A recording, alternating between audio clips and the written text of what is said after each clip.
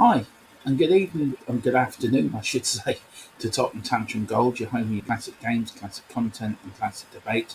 Today, we're doing what should have been doing, what Arsenal should be doing. It's Arsenal versus Tottenham, 93-94, Highbury.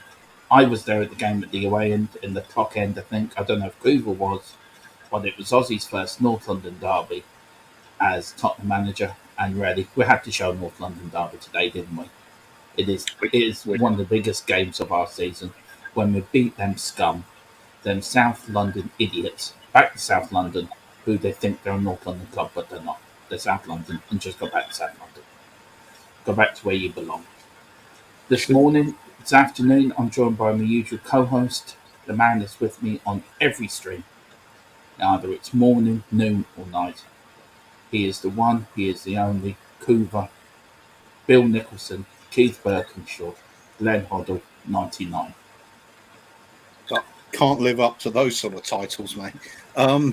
Yeah, good to have a bit of football on it. Classic game today, back from December 1993 at Highbury. Competitive match. That's all you can ask for, really. Yeah. Should we get that one on, and then we can go for a few? Yeah. Go through a few of the comments. Before we get it on. Now, this is off Dot Jive, Simon. Thank you once again, Simon, for letting us use your videos. Absolutely, we couldn't run this channel without you. But it was taken off Sky, so this could go really brilliantly. It will be fine. It will be fine. I hope so. It's just a little thing in the corner that really worries me, but there we go. It's there on Highbury. That's the for people that don't remember that far back or weren't around.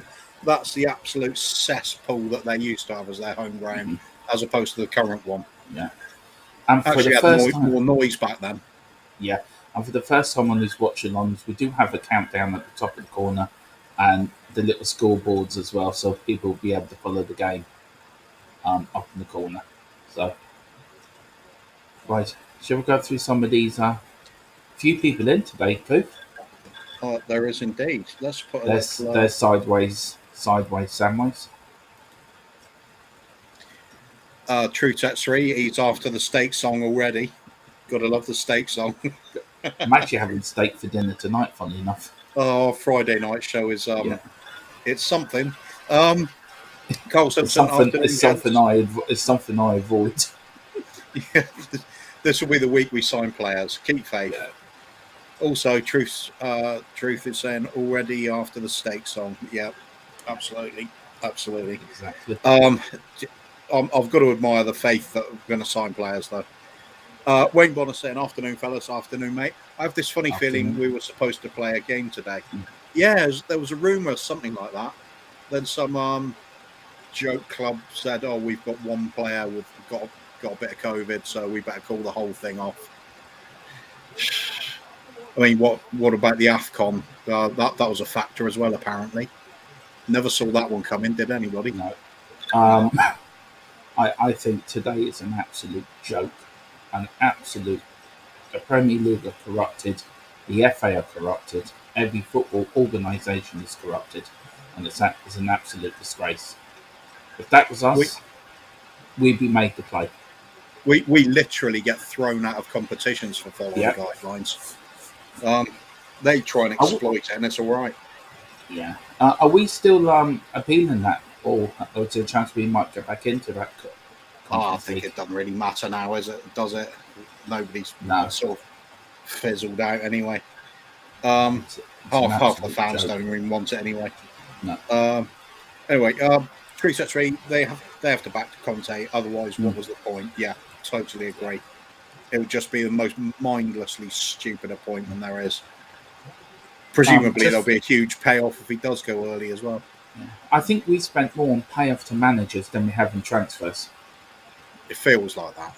I doubt it, but it does feel that way, doesn't it? Yeah. I'm using the new setup today, new headphones and mics, so hopefully I'm coming over clearer, and the buzzing that you have been hearing is reduced or gone. So just let me know on the comments what it's like for you watching. So hopefully we have eradicated that problem. So hopefully he has. So there's Ian Wright. Played for the Well, Scum, but a brilliant striker though. worst comes to the worst, you'll be the only thing buzzing today, Donna. I'm always buzzing. Not always. True set 3, Stinkham down 2-1 at half time. Yeah, nice to see, but they always come back, don't they? They're playing Leeds, aren't they? They are playing Leeds. Yeah. At the empty ground as well. That little London stadium rubbish. Oh, is that where they have to bring their binoculars and their Yeah, they sent a few Uber drivers through to just check on the score on the pitch to relay it back to fans. like we used to do in the 50s? That's right. Ben Kaufman. Evening, Evening, afternoon, ladies and Ben. gentlemen, says Ben. Afternoon, mate. Carl Simpson saying we're winning all these games in hand and signing a couple of quality players and smashing the league up. Reports out of Italy at the moment is Spurs haven't given up on Vlahovic and Paratici is talking. Let's hope so, mate. Like, it could turn a very flat feeling on January into a very good feeling by the end of it. It would turn a very angry Brian Daigle into a very happy Brian Daigle, to be honest with you. Absolutely. True sets 3 saying, Carl, stop being so negative. Keep the faith. I think the problem with our fan base is we've seen this all before, and it just looks like history repeating itself again. Well, I think that's half the problem. A lot of the fans haven't seen this before. It's the older sort of generation of us that know, have seen all this all the way through Levy's tenure, and we've seen what it used to be like before. There's been some rocky ups and downs, but we used to win things and regularly. Yeah. That is so true. I mean, it's what makes it painful, isn't it? It is. The FA Cup was ours. Yeah. Anyway, what else we got comment wise, Della? We've got the True Sets 3, Big Up Carl. Everyone. Carl said, I've decided I can't always feel negative, otherwise it drags me down. So positive it is. Fair enough, mate. Although we've been already robbed of the quadruple now. So we're down to just the double now, I think. Graham, good afternoon, Graham. Afternoon, mate. Good of you to join us again. Yeah, it's nice to see the usual crowd back, and you get a bit of a buzz when you see people coming back. I do anyway. Absolutely, nice. Absolutely. I'm just sort of enjoying this game so far because it's almost the end of the era where you could tackle people properly. Yeah. Also, you'd see Perriman in the dugout for Tottenham, and they would have rolled these players. There's old Mickey Hazard. Yeah. Hey. I tell you one thing. There's the Glenn Hoddle 2.0. Yeah, right. Okay. I think Denzel would be playing up front in this game. Yeah, I think he was playing with a certain Judas. Ooh, is it too early for Judas this match? No, he's playing. Oh, is he? Oh, yeah. Right. Okay, something to boo anyway. At least 12 players to boo. Look at Mickey Hazard's skill. I mean, he was so gifted, wasn't he? Look at that. He was, yeah.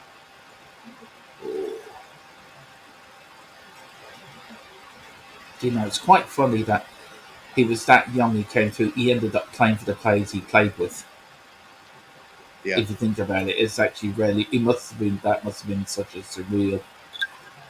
There's Ian Selly there, failing to spit properly. Yeah. There's George Graham. I wonder what he was discussing. I don't know. There's a little bit of mixed feelings with him because he did at least win us a trophy when he came as manager. Yeah, and did his assistant come with him? Houghton. I think he came with him at Tottenham. I think he was. I think he was. Probably. Yeah. Steve Cartwright. Yeah. We hate Arsenal. We hate Arsenal. We hate Arsenal.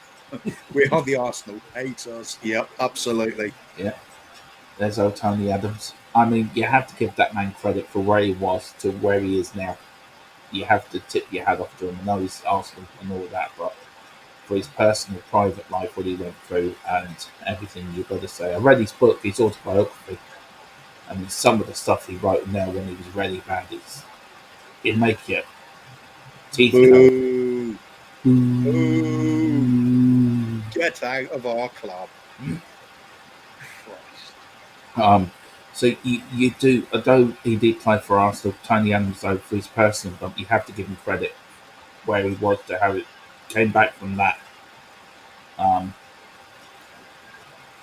I'm digging a hole for myself here. Right, I'm going to the next comment quickly. Yeah, you better read this one out, Dermot. You can I'll give let it you read it full out. out. I'll let you read. Oh, what St Dermot of Innisclothran That's it. Spot on. was in South Stands that day. Blessings are banged. Yeah. I was somewhere in the way end. I really was. I was shouting, "Come on, you Spurs!" Truth sets free. Carl, I try to be 100% positive in life because I'm actually a spiritual student and teacher. But with sports, we all get like this. It's kind of fun with the banter. But I'm done with negativity too. Yeah, at the moment, I'm done with lack of football. It's it's like the wheels came off a few matches back. We've just been running a bit flat since then. Um, never mind. Never mind. League run's still unbeaten at the moment for under Conte, isn't it? That's something. That's it. That's the main thing. True set three. The double is still on. The fine line between positivity and delusion. Absolutely, and let's ride it all the way. Yeah, of course we can do the double. We'll match the double. Mark Cousins, afternoon, lads. Have we signed anyone yet? And do we actually win this game? We'll keep the result of this game as a surprise if you don't know it. I actually picked it. That will tell you everything. Yeah, but yeah, not. Yeah, right, okay. It's an entertaining game. This one, that's for sure. John Fitzpatrick, good morning or good afternoon to John, wherever you are in Australia. John lives in Australia, doesn't he? He does. He does. Afternoon, mate. Carl Simpson, Levy has lied to us for years. We should be used to it. Absolutely agree. That's why we don't get excited over transfer windows anymore, because we know we're not going to do anything. Yeah, yeah. I mean, Ben Kaufman saying George Graham was an evil bloke, but if he was back properly, he could have won Tottenham more trophies. Built one of the greatest defences of all time. Yeah, from where we were really struggling under Sugar, he actually got us turned into a cup side again. We looked like we were going to win things. League form was a bit funny. They went a bit erratic because we were having good cup runs and failing because lack of squad depth again. Funny how that comes into play so often with us. Yeah, and that was when Sugar was chairman, so it was. I'd say it was the one good managerial appointment he made. Yeah, right at the end, basically. Yeah. Not a very popular bloke, though, was he?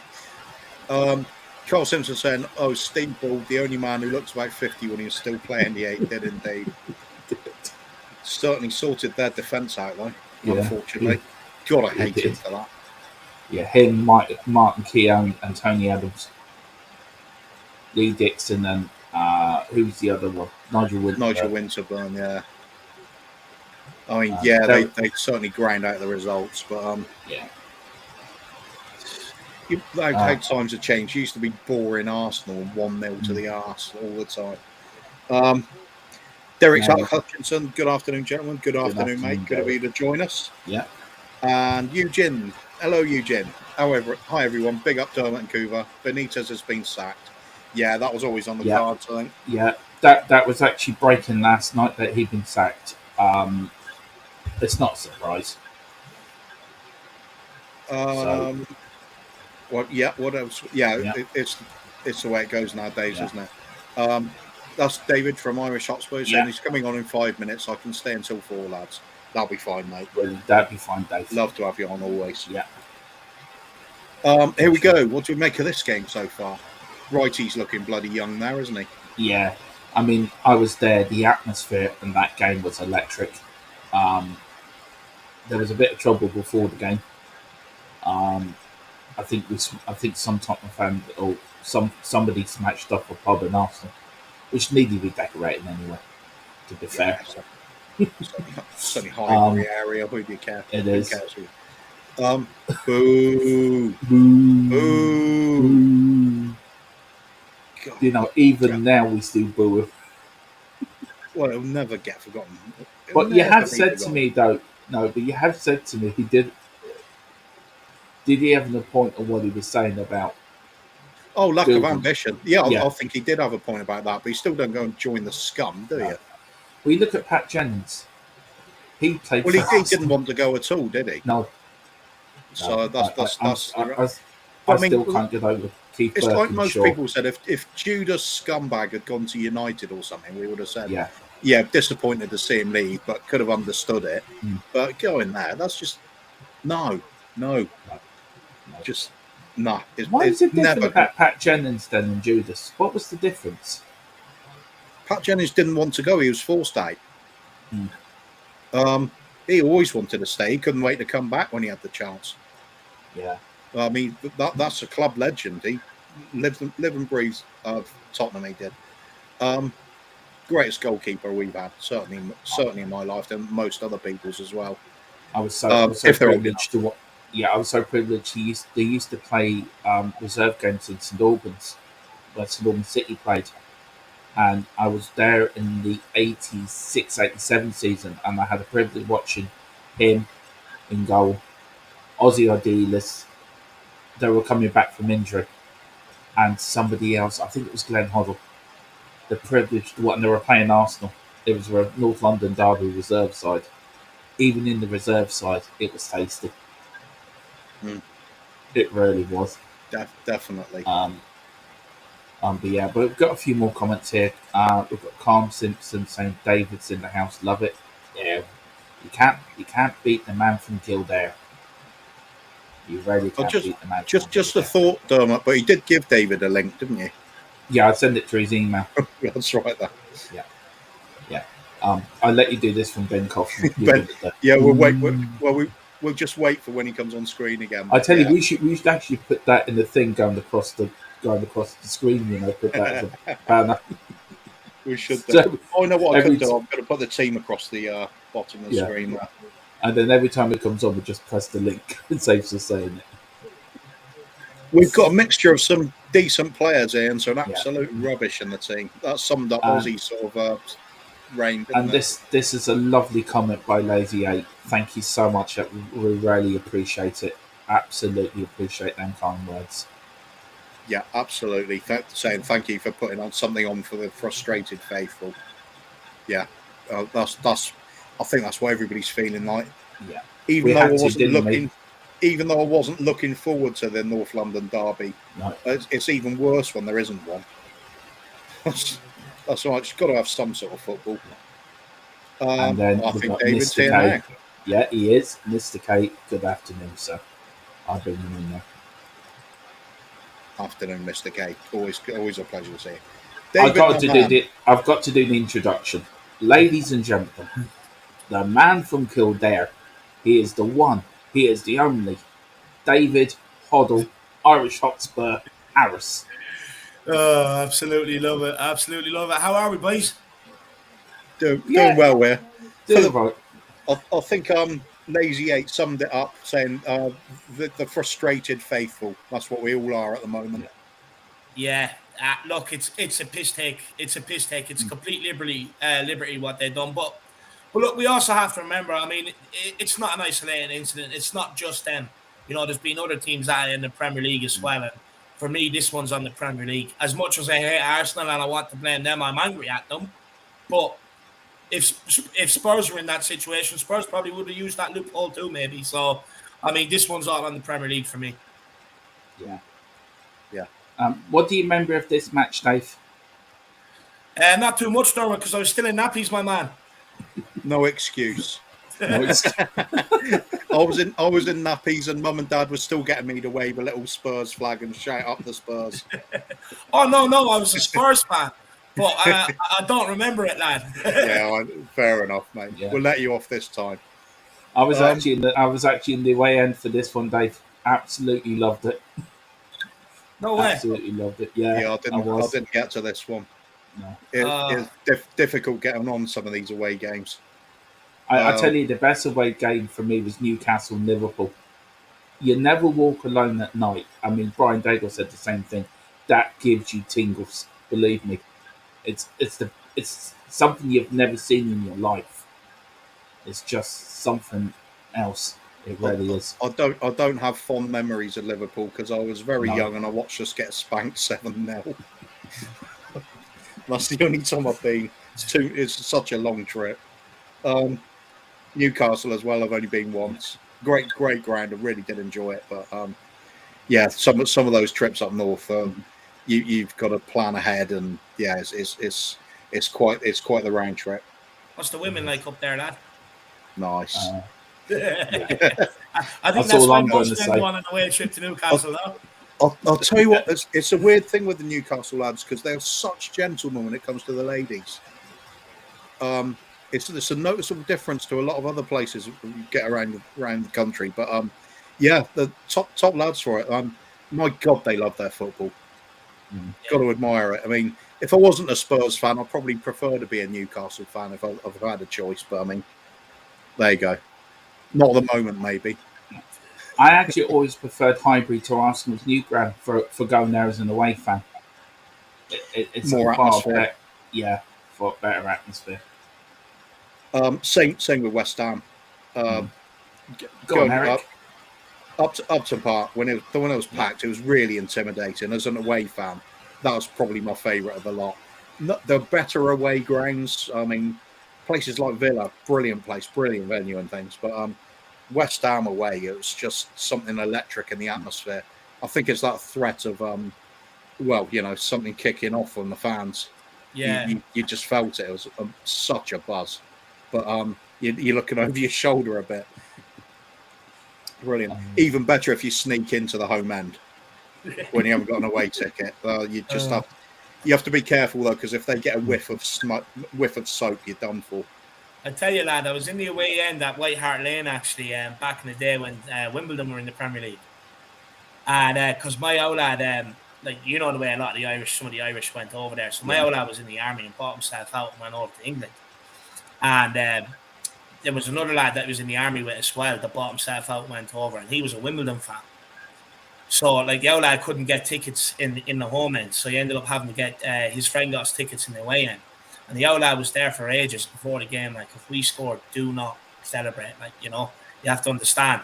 And of course, naive, but we scored, lad. And I went absolutely berserk and gave it away that we were Spurs fans. So they're absolutely abusing me, lad, showing things at me and everything. So I had to be pulled out, walked around the pitch and put in the home end. I was like a hero, lad. So I was like a hero. Oh, no. Classic. I was only about 4 or 5 as well. I was absolutely loving life. I was giving it to them and everything. I was like, shut up, you wanker. Somehow that doesn't surprise me, Dave. I can see you doing it now. Got vision there.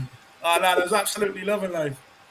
It's my youngest. The other day, he caught somebody saying on string, basically Chelsea wankers, and he thought it was really funny. So I said, "You're allowed to say it when it's them. You're not allowed to use the word other times."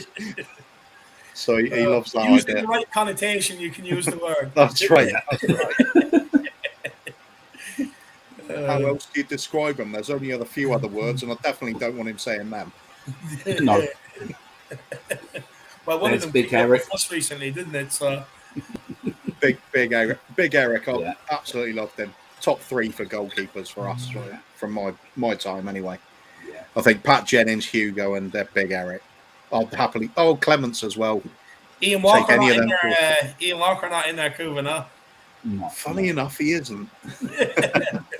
we were watching the finale to White Hart Lane last night. Do you know they had the party at the end, and Vinny Sandways came. Vinny Sandways came out, and Phil said to us, "Look, he's even walking sideways as he comes out onto the bridge." He was. He was. Well, should we get through some of these comments here, Kev?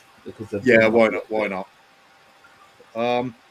Right, we've got a couple of questions we can ask David in a minute, I'm sure. Right, Mr. K saying afternoon, guys. Afternoon, Mr. K. Always a pleasure, mate. I'm not sorry. Kim, I'll just put Dave in the middle there.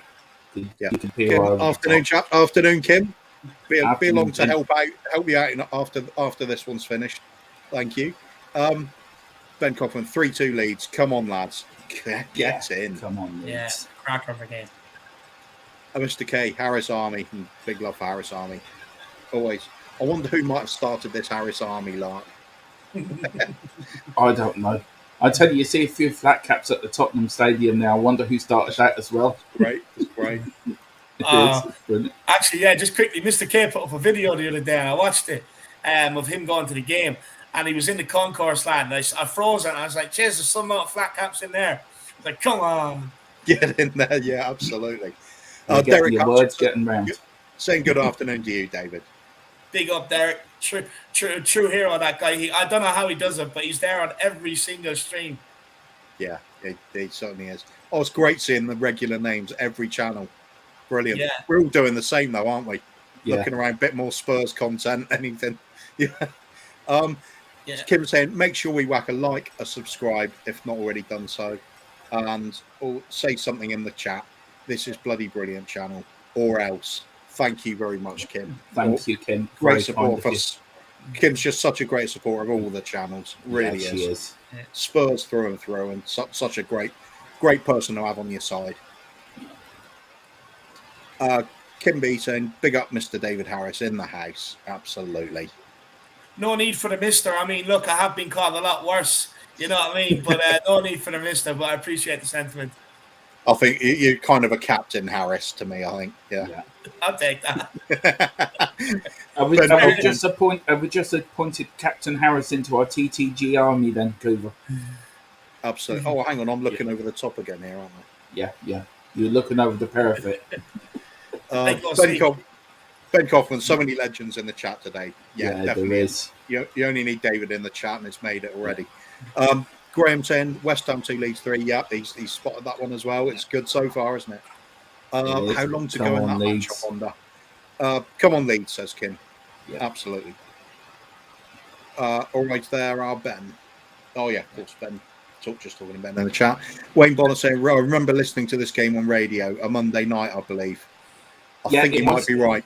It was on Capital Gold with Jonathan Pearce and I forget, it was what's his name? I can't forget. It wasn't Bobby Moore. It was somebody else that did the commentary with him, but it was on Capital. I think it was on Radio 5 and Capital Gold as well. I like this one. Ben Kaufman, fun fact, I've never lost an away game at the Scum. So if I cannot get a ticket, you know where to send your spares. You're going to be hit with a few now, mate. Yes. Woohoo! Yay! You get in there. Get in there, Darren. Yeah. And it was a pass for Mickey Hazard. That started all that off. It was brilliant. Who was it with the flick on? Might have been Dazelle. He has to do something useful for one time. Well, he was Glenn Hoddle 2.0 apparently. One of our worst ever signings, yeah. It was tightly finished, that. Yeah. It is. He's our most record appearance in the Premier League, Darren Anderton. It's the way he leaned over the ball on the finish to kind of just keep it low. Good for while going at that speed. Yeah. That's something. Look at the way he was just leaning over it there. Brilliant. What a good goal. Brilliant. Very easy to place them, especially with the ball bobbling the way it is. It's very easy to get underneath them, and you see people now when they go to strike it, they're leaning back, and that's why it's always rising. Whereas you see Darren Anton in there, he was leaning over when he went to strike it, and that's how he managed to keep it low and into the bottom corner. Also, if you're going late into the match, I don't know if you ever had this one, David. If you get clean through, you go to take your shot, and you realise you're absolutely spent. Your legs are giving way as you're kicking it, and it just drags wide, and you think, "Oh my god, where did the power go?" Stop, lad. I've had a few of them, lad, especially coming to the tail end where I was getting a bit heavier. You know, I was gassing out easy, lad. Couple of the old Guinness assists there, was it? I'm telling you, lad, 100%. Can't beat a nice creamy ice cold pint of Guinness, my man. Oh, fancy! Oh no! Oh, you're right. There's Ozzy and Mr. Perriman. Oh, he looks so young there as well. He does. It's like the son of Ozzy. Mr. K saying Rush was an amazing striker. He certainly was for Liverpool. Yeah, he was. He Liverpool for me of the 70s and 80s. It's like the blueprint of what you need to do. You know, to me, they're always promoted from within. Every season, they bought 2 or 3 new players, or put 1 or 2 out. Always refreshing the squad. Yeah, two 2 top quality players and 1 up and coming youngster every season. It really worked. And they just didn't fail to do that as well. So the squad stayed at peak. Yeah. That is Mickey Hazard. Absolutely. I tell you one thing. When he left, I bawled my eyes out. I cried when he came back because I was devastated when Mickey Hazard left. It really was. Well, it was sort of the last of that creative midfield we had from the 80s, wasn't he? So, yeah, it was a big loss. Gaza had already gone. Or is he recovering from it? No, he would have gone at this point, wouldn't he? Yeah. This is 93, 94. Yeah, he would have gone. As Alan Smith. Chrissy Waddle would have gone as well. Here's a question for you. What's the link between Gary Lineker for Tottenham and Alan Smith for Arsenal? Well, I can think of one that's a club. Yeah. All right, okay. Yeah. Do you know, Dave? I was going to say Barcelona, but I'm probably wrong. They both started their careers at Leicester City. Oh, yeah. Gary Lineker and Alan Smith they both came from Leicester, both Leicester City boys, both of them. But one of them's quality and the other one's a tosser. Yeah, we know which one that is. Yeah. Who was that from? Don't tell me it was from Judas, was it? Yeah. Boo. Boo. Boo. Boo. Boo. Get off the screen. Oh, better. Much better to see Vinny sideways. He's even running inside. Right, let's get through some of these, Coof. Kim said THFC love giving us fans such wonderful memories. Yeah, we used to. Yeah. Yeah. Don't know what's it stopped when Levy took over. Yeah, even I mean, we got that one cup final basically, haven't we? Yeah. And the Audi Cup. You can't forget the Audi Cup. Oh yeah, that's right. Yeah. And a magnificent stadium. Oh God. Right, Mark Cousins. Right, where's the bottle of whiskey? I need it now. Oh, you were always on it, Dermot. The special water. I'm on coke today. Mark Cousins, I never went to Highbury, had the chance, but refused. Fair enough. Sorry, go on, David. Who's the guy that walked by in the motorcycle helmet? I was like, was Ndombele alive back then? I thought I seen someone dropping an Uber Eats into the stadium. Could have been. Guy just walking by the pitch with the motorcycle helmet on and the pizza delivery. Yeah, that's the thing, like. Ben Kaufman saying to Kim, chilling out. Hopefully, all is well on your end. And Arsenal whinge bags, says Derek Hutchinson. Yeah, that's true. So if there's a few words you can use for him, that will do at the moment, definitely. Kim said, good to hear it. Yeah, all good, thanks, mate. And Mr. K, Hammers at home, all the locals would clear out. F them. Yeah. Exactly. Yeah. Kim just replied to my whiff of soap comment from earlier. Yeah. Ben Kaufman saying, love West Bromwich Albion away, mostly for the Greg's Superstore. That's fair enough. Yeah. Greg's is quality. It is. Greg's other superstore. See, it piques interest. Mr. K's interested now. Yeah. We can get Greg's over here. They're actually in Iceland. Over here. But I mean, the Greg's super. Over here, in Iceland. Oh yeah, but you have to cook it yourself. Like. Yeah, you have to cook it yourself, but that's not the same then, is it? No. Greg's Superstore, though. All right, that sounds like a you're right down there, Coof. Sounds like a good weekend to me. The true set free. But he's drooling. I actually was, yeah. I bet Liverpool versus Brentford under 2.5 goals, to be honest. I hope nobody scores again. Ooh, that's a good bet. Under 2.5 goals. I don't see it ending that way somehow. Mr. K, only outside the M25, says Ben. And what else we got? We've got this one. Premier Hotspur TV. Thank you. Good of you to join us, mate. You want to do this one, Dermot? Yeah, okay. Afternoon, guys, and Mr. Harris. Hope you're all okay. This game takes me back with a mix of good and shite, but the Viking was great goalkeeper. Yeah, he was. Eric the Viking was spot on. I suppose bit too young for it all, and Eric the Viking as well, David, I suppose. Yeah, like don't get me wrong. Like I've watched some of these games and before, and I know who these guys are, but bit just a small bit before I start remembering things. Yeah, It was his debut, wasn't it, Kuva, when he let the howler in, didn't he, on his debut for against Tottenham? Nottingham Forest. He had a really Yeah. good game other than that, but people remembered the howler. Yeah. But what always struck me about him was just how loud he was. When he called for the ball, everybody heard it. Yeah. All of the crowd, everybody. Definitely. Booming voice. Kimby, I've just signed on with 3 separate accounts and liked from each. Bless you, Kim. Thank you so much. The truth sets free. Big up, everyone. We should get the 3 points today since they quit. I agree. Yeah, I agree. But, I mean, Arsenal didn't even earn their right to be in the top division, did they? They got up from, what did they finish? Something like 5th or something, wasn't it? And they got promoted. We sort of come up with the idea that Brian Dean, was it Brian Dean? David Dean. The Arsenal, the Arsenal person. Who was he? David Dean. David Dean. Well, we reckon he was in charge back in the 20s when Arsenal got in. So there was a ex-Arsenal chairman on the board, or current Arsenal chairman on the board back then. I'm sure I read that. Yeah, it's definitely something very fishy. Yeah. Sushant Basal, good of you to join us again, mate. Wankers. Hello, everyone. Love you. Yep. Thank you very much for joining us again.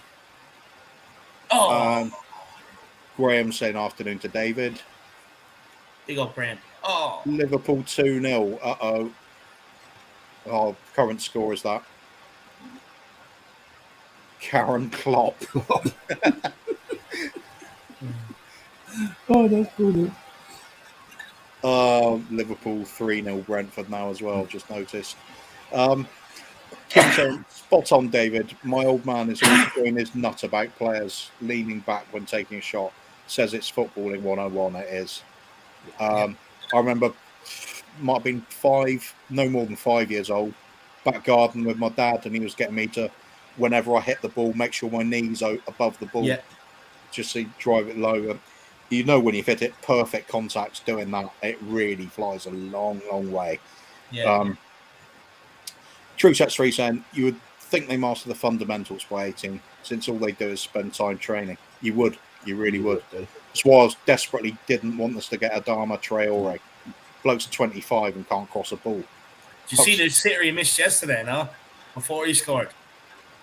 Yeah, true. I mean, it's just not worth it, is it? He can look brilliant and then do nothing with it. We've had players like that before. There's a great late Justin Nenebrook. Yeah, it's very weird saying that even now, the late Justin Nenebrook. It really is. It is. It really is. Yeah, that's tragic. That really is tragic. Way too young to die. True Sets 3 saying, can't have fun without fundamentals. That's true. That could lead on to a different type of joke, but we'll stay clear of that. Kim saying, got to pop off for a bit. Come on, you Spurs. Thank you, Kim. See you soon, Kim. See you soon, Kim. Thank you very much. True Sets 3, come on, you Spurs. Come on, you Spurs. Spurs. That's it. Well done. Get in there. Graham saying, West Ham 2, Leeds 4. Oh, get Come on, Leeds. This could get very nice today, then. They must have ran out of bubbles up there, did they? Yeah, perhaps they did. I still laugh when you say Barney the dinosaur, Dave. I still think that's the best.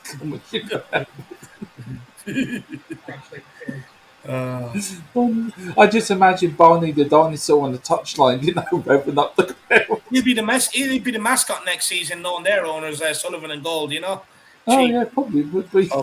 I think Ben's talking about Greg's here, sausage, bean and cheese melt, 10 out of 10. You're making me hungry now. Oh my God, I've got to have that right now. Leeds, come on. Yes, indeed. Coop's going to say, thank you very much. Hope you enjoyed the show. Bye. I'm just trying to check on that 4-2 because 4-2 would be great. Yeah. Any more comments, Dermot? Yeah. Sorry. Yeah, that one there. Mark Cousins said, I met Eric the Viking at Gary Mabbott's evening with Paul Stewart. Brilliant stuff. Yeah. That's great 3 to meet as well. Gary Mabbott. How can you not love Gary Mabbott?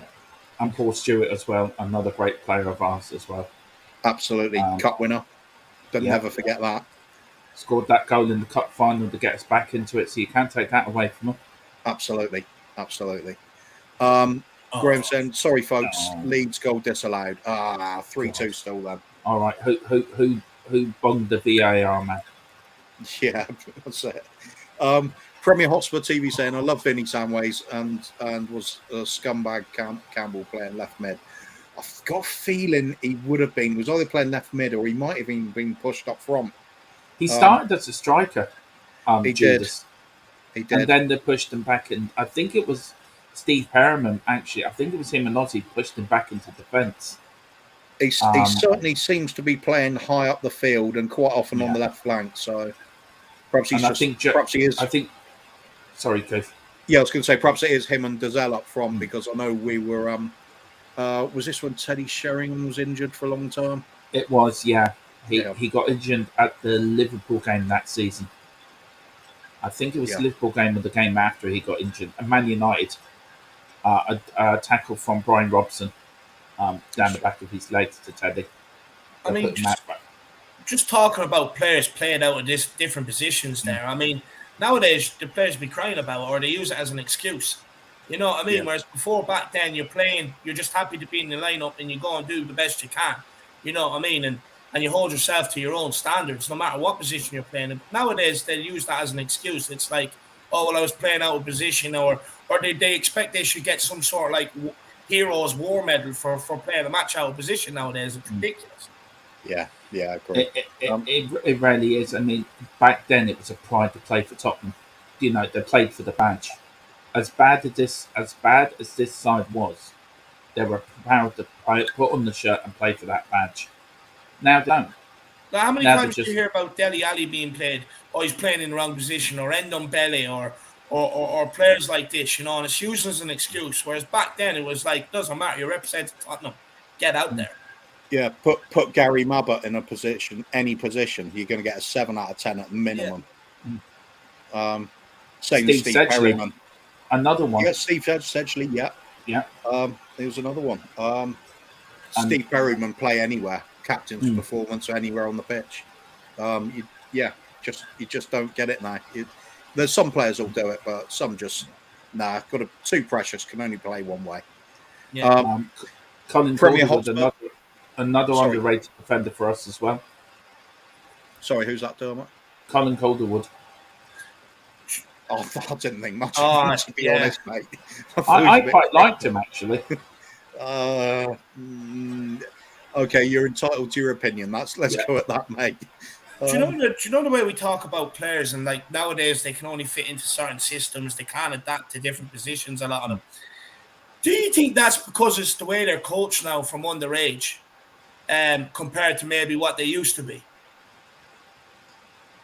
Because they have to be told to do everything nowadays, to every minute detail. Whereas before, you were put in a position and you had to think for yourself, if you get what I mean.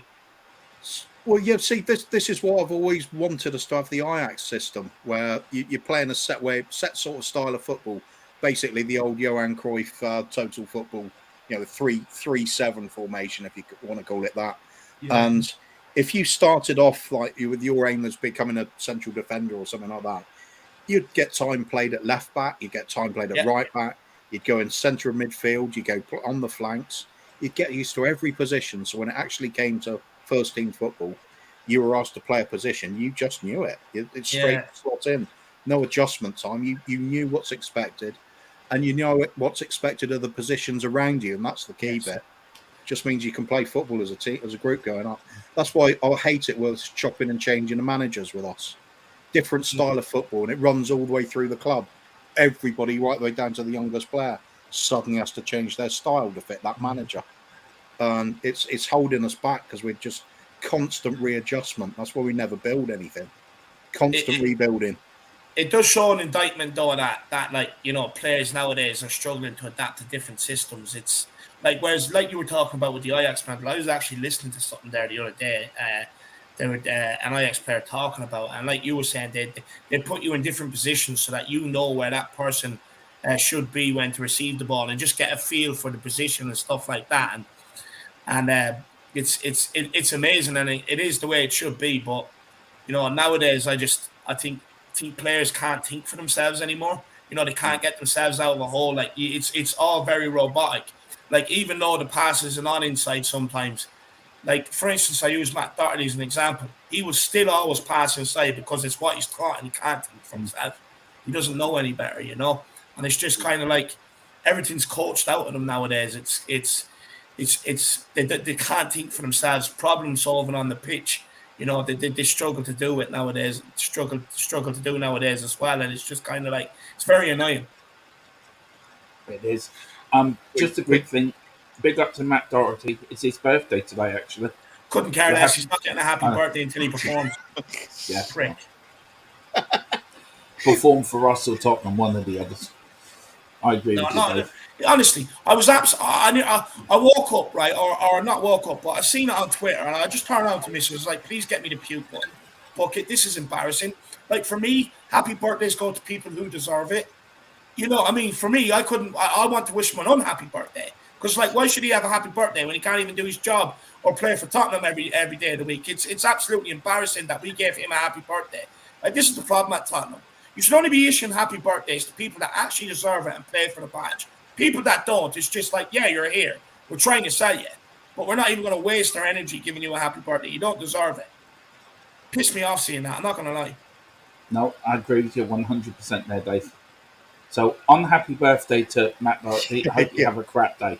Right.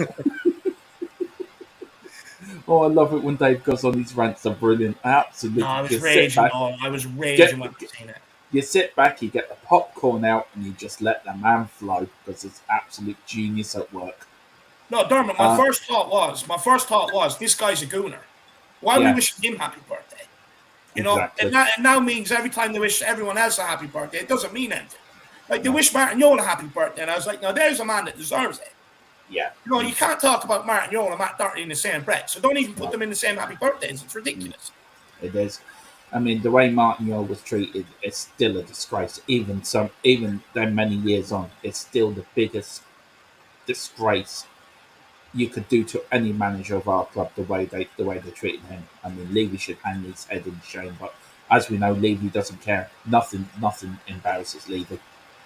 He's a parasite, a complete utter parasite. I agree, Brian Daigle.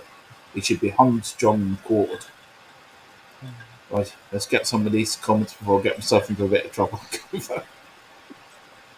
Next one up, mate. We've done this one. Yeah. Graham saying, sorry, folks. Leeds scored this one. We've got that one. We've done that. I love Vinny Samway, says Premier Hotspur TV.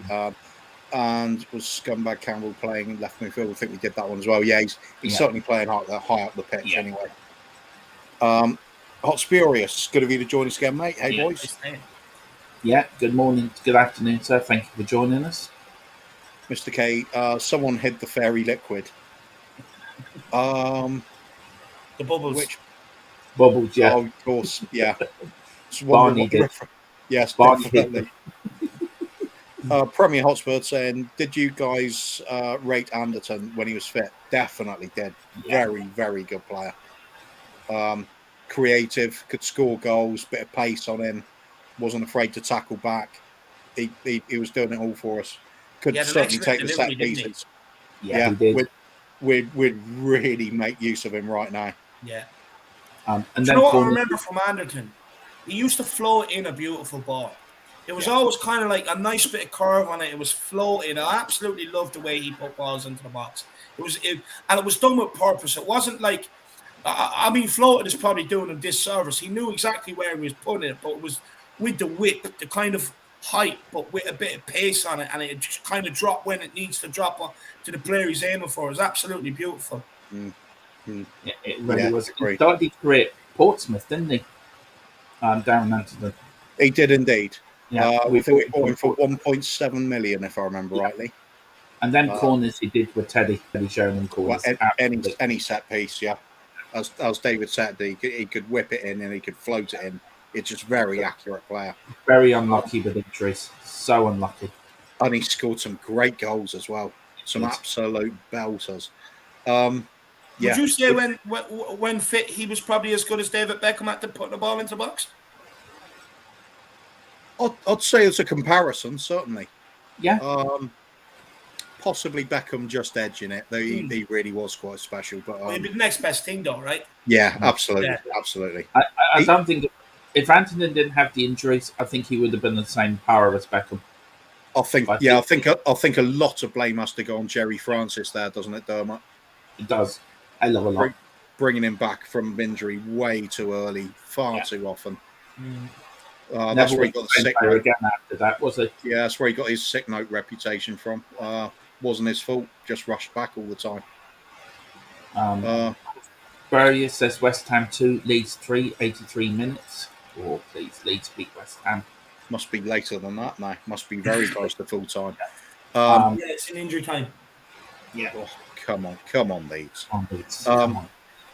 Premier Hotspur TV saying they were the days when you could tackle without players rolling around like these days. Absolutely. I think this is sort of the tail end of playing like proper football for me. Started to see the rolling around creeping in the 80s, I think. But yeah, it's ridiculous levels now. Emerson's just embarrassing, I think. I can't stand watching it. Don't get me started, Cooper. I can feel it coming, the rank coming. Don't get me started. we'll wait, mate. Eugene started. Just finished my dinner while listening. Big up, David. Got to go. Need to set up for our show. Catch up later, everyone. Yeah, we'll be over there when we're finished, Eugene. Yeah. Thank you so much for popping in. Really appreciate it. Premier TV's for Hotspur TV. How good was Paul Merson? I've played 5-a-side with him and his brother Keith. Unfortunately, yeah, he was actually a pretty good player. Can't stand him, but he could play. He kept doing it as well because I went on to Villa afterwards. After he had his problems, and he did very well with them. And Portsmouth as well. Under Harry. Yeah, he certainly had some talent. I can't use the word I want to about him. Not this time of night on this channel. That'll do, David. Yeah. I think I just don't like the fella. Never liked him as a player. Don't like him personally. I think he's a complete idiot. Really, do not like him at all. Just think he's a, I don't know. I just I did this and I really did that. Yeah, right, okay. There's one just on screen now that if he hadn't been playing for them, if he played for us, I would have really, really loved Righty. Yeah, I tell you, it's hard not to like the fucker now, to be honest. Yeah, that's true. Yeah, he did an interview with his son and his grandson, and it's like quite frightening, And these two lads weren't bad players either. Yeah, no, Sean Bradley. Yeah, and the young lad now, the grandson coming through. Jesus, he's at Stoke, isn't he? Yeah, he is. Yeah, but no, Ian Wright, though he did play for us, and he was a pain in our ass. It's just a few things he said about us that I can't forgive him for. But if it had been the other way round and he was playing for us, we would have been saying legend. Who's this guy at right back? He's no Stephen Carr, lads. Oh, Kerslake. One of the all-time top bad signings we've made. I don't think in his entire Spurs career he actually made a tackle, did he? No, I don't think he did. He used to have this habit of like jumping towards a player and then jumping back again, like it was some sort of matador. It was game over. West Ham won, or Leeds won. Sorry. Oh, don't scare me like that, David. No, I was cheering when West Ham won. I went, yeah. Oh, so suddenly Sunday's not so bad. No. That is nice. Ben Coffin saying only Mr. David Harris can make Dermot rescind a compliment for a fellow Irishman. Man needs a statue built for him. Absolutely. That is so true. Of it in the Republic of Ireland colours outside the ground, yeah. The Harris Army, flat cap on, everything. Yep. I tell you, I bought an Irish flag when Robbie Keane played for us, and I was going, yeah, go on, Keane. Honestly, God. Hotspur is confirming it. West Ham 2 Leeds 3. Brilliant. Oh no, that was 4 extra minutes. Perhaps it is finished. Come on, Cooper, get the boots in. It is. Boo. Definitely. I missed out on one earlier. David was talking. I didn't want to interrupt. But half of me was thinking, I'll just interrupt with booing. I was booing in my head. Yeah. Ben saying Anderson was our last good set piece taker. Haven't replaced him. Well, Ericsson was really good to start with, and then he just lost it all of a sudden. But never mind. Are we going to get one again? Must at some point. Do you think it's worth? James Ward-Prowse or something like that? Yeah, I like Ward-Prowse. Yeah, can certainly ping a ball, can't he? Like, the thing is, right? Look, the reason why we won't go for him is because he's going to cost about 30 mil, maybe 20, 30 mil anyway. But then you're also going to get that English tax. And it is a real thing. And I don't mean that in any like condescending way or anything like that. It's a real thing. I mean, you look at what City played for Jack Grealish, you would say 60 million is fair. But what did they end up paying? Like 100 million or something like that. Like that's because, and it does exist because clubs know that when you're buying the best English talent, they need it to be able to put into their squad registration for their Premier League. So you can afford to kind of overcharge because, if the big teams want a player in a certain position and it has to be a guy from England, they're going to pay for it. But with Ward-Prowse, I mean, like, what I love about the kid is it's his deliveries. Like, they're consistent from free kicks, from corner kicks. They're consistently good deliveries. But not only that, I mean, he's a gnarly little fucker in midfield, to be honest with you. He gets stuck in. I mean, even when they were down to 10 men against us, you could see him revving up his teammates and stuff like that. And it's all them other little bits that he does that I think he'd be a very, very good signing for Tottenham. And he should fit what we're looking for, English talent. So, for me, bring him in. But we also have one in the academy. If the likes of Ronald McDombele and Jay Lo Celso and Dele Alli stop taking up his chances, which is Harvey White. The guy's a set-piece specialist. You know what I mean? Can play left-back, can play centre midfield, and also do a job at centre-back if you need. He's absolutely blown it away in the under-23s this season. But you just have the likes of Ronald McDombele, Lo Celso, and Dele Alli because they're still here, and we have to keep rolling them out for their health and stuff like this. They're taking up this guy's chance, and he's not getting a chance to prove that he can be that guy. Well, we did see him on the bench the other night, didn't we? That was some sort of signs of encouragement. Yeah, but he was training with the first team for like 2 weeks heading up to the FA Cup game. I'm thinking, nice one, we'll see him there. Because honestly, like I said it before the game, I mean, if we're rolling out the likes of Ndombele, Lo Celso and stuff, I know what to expect. I was angry because I was pissed off, but I shouldn't have been because I knew what to expect. My point is that just roll out the under-23s. Give these guys their opportunity in these games, which is what a lot of these games were used for and are used for a lot of other teams. But because we have so much crap, we don't give a crap, and because you have to do it nowadays, you have to play them instead of just isolating them. I mean, they're taking up the under-23's chance and Harvey White's chance to say, look, you need a set-piece player. I'm here. Look at me. I can deliver. Absolutely. What do you reckon, Dermot? More under-23s? Yeah, I agree with everything Dave says. I mean, it's an absolute joke. I mean, Tottenham are a joke. I mean, at the moment, we're playing players that don't care for us, that don't care about the badge, they don't care about the club, they don't care about the fans. All they care about is money. You want to put youngsters in there that care about playing for the likes of when we played the young Glenn Hoddle. We've brought many of great youngsters through. Start doing that. Players that want to play for the badge, that will put 110% effort in, win, lose or draw. They're going to give you everything for that shirt for them 90 or 120 minutes. So I agree with everything Dave says. Absolutely, you can add to it because it's spot on. Like, I'm actually at the point where I would rather just send Doherty, Ndombele, Lo Celso, Ali, isolate them. Just say, look, don't come in around the training ground when the first team are here. That's a privilege. You don't earn that right. So what you're going to do is train on your own with these guys at this time and put them on times where it's inconvenient for them, pisses them off. And I can guarantee you they won't be long about finding a way out of the club. You know what I mean? And that's what I'd be doing because I'd much rather give the games to these under-23s than watch these international players on multi-millions of pounds a year not given an absolute toss. I would much rather give the under-23s to go and draft them in.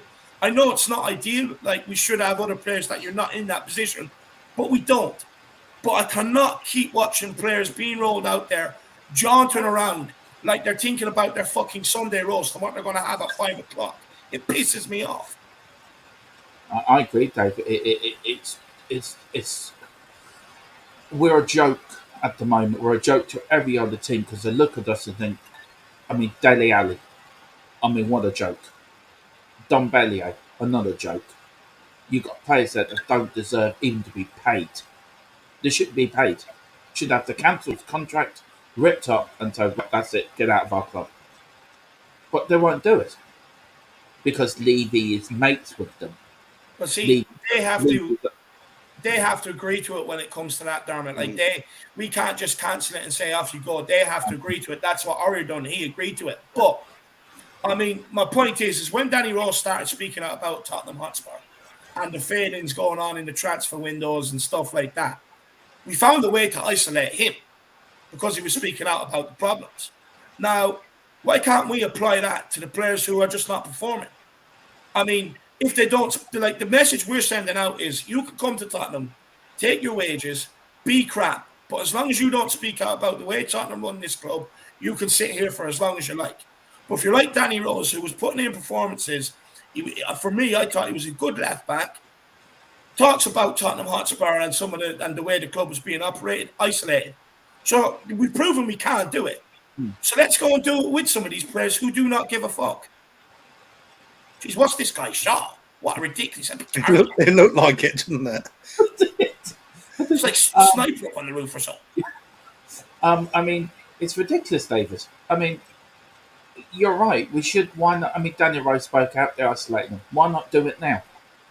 What's the difference between then and now? You got Dele Alli going on to TikTok. Touch your hat if we sack the manager.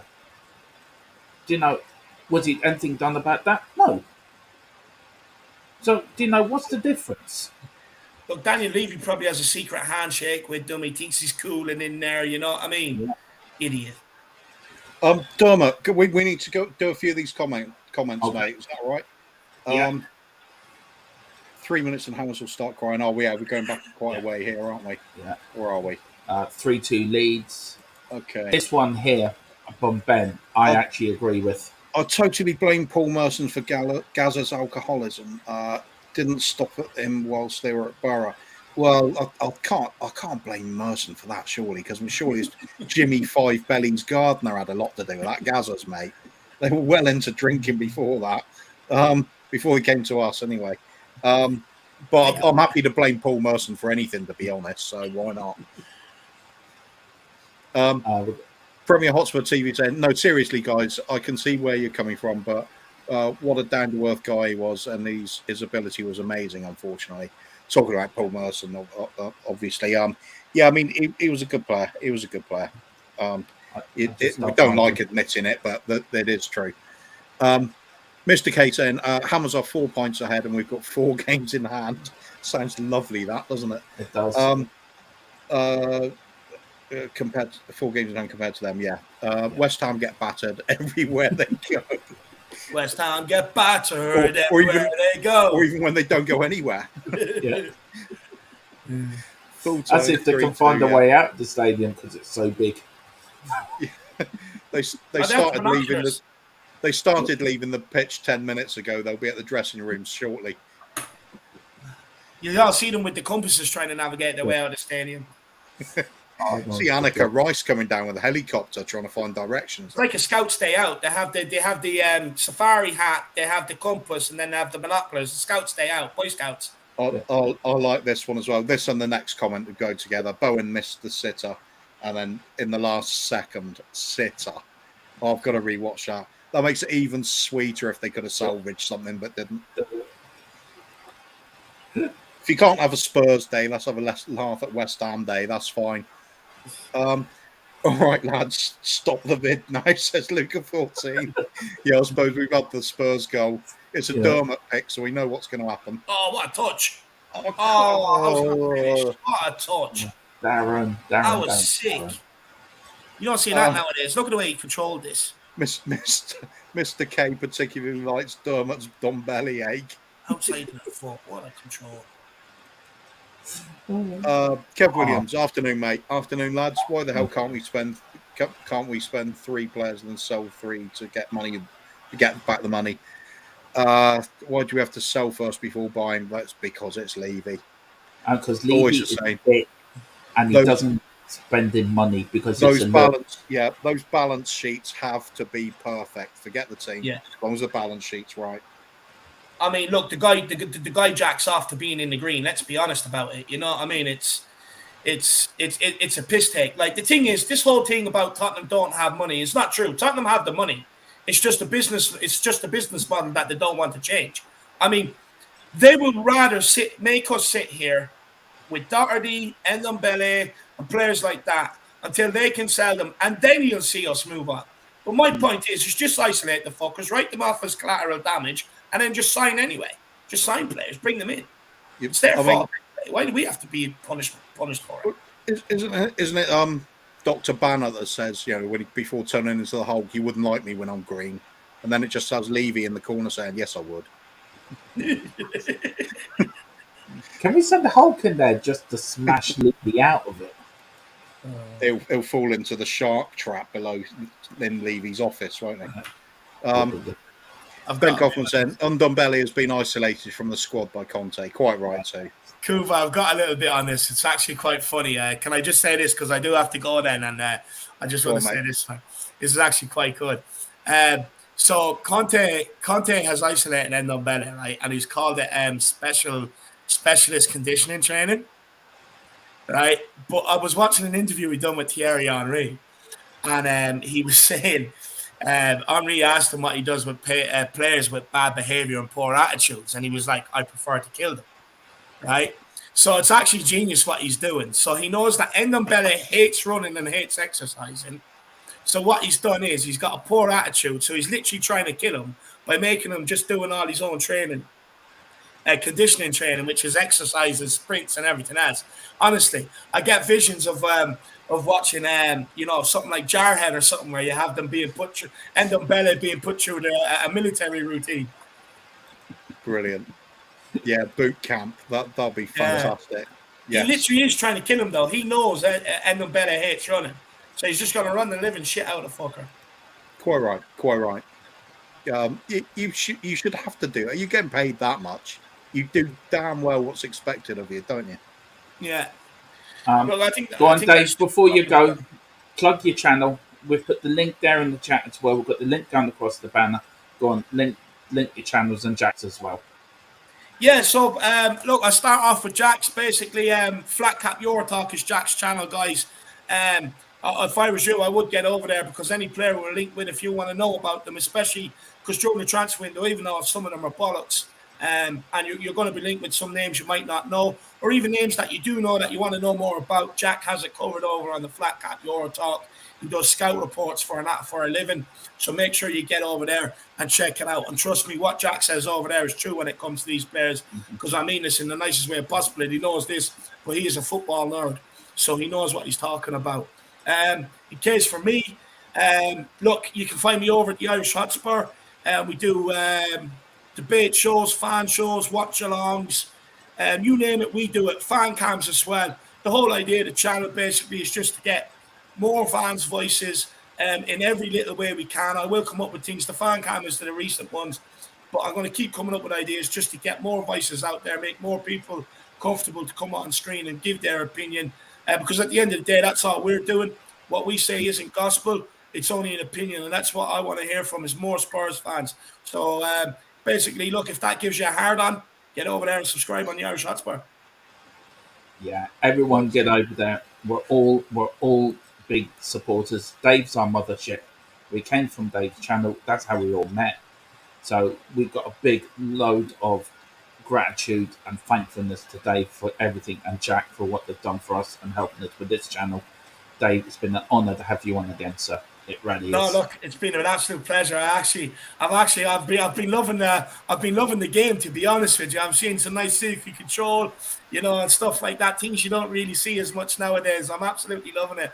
But before I do go off, I do want to say to people out there, if you are tuning in and you're undecided whether you want to subscribe or not, don't be. Make sure you absolutely obliterate that subscribe button.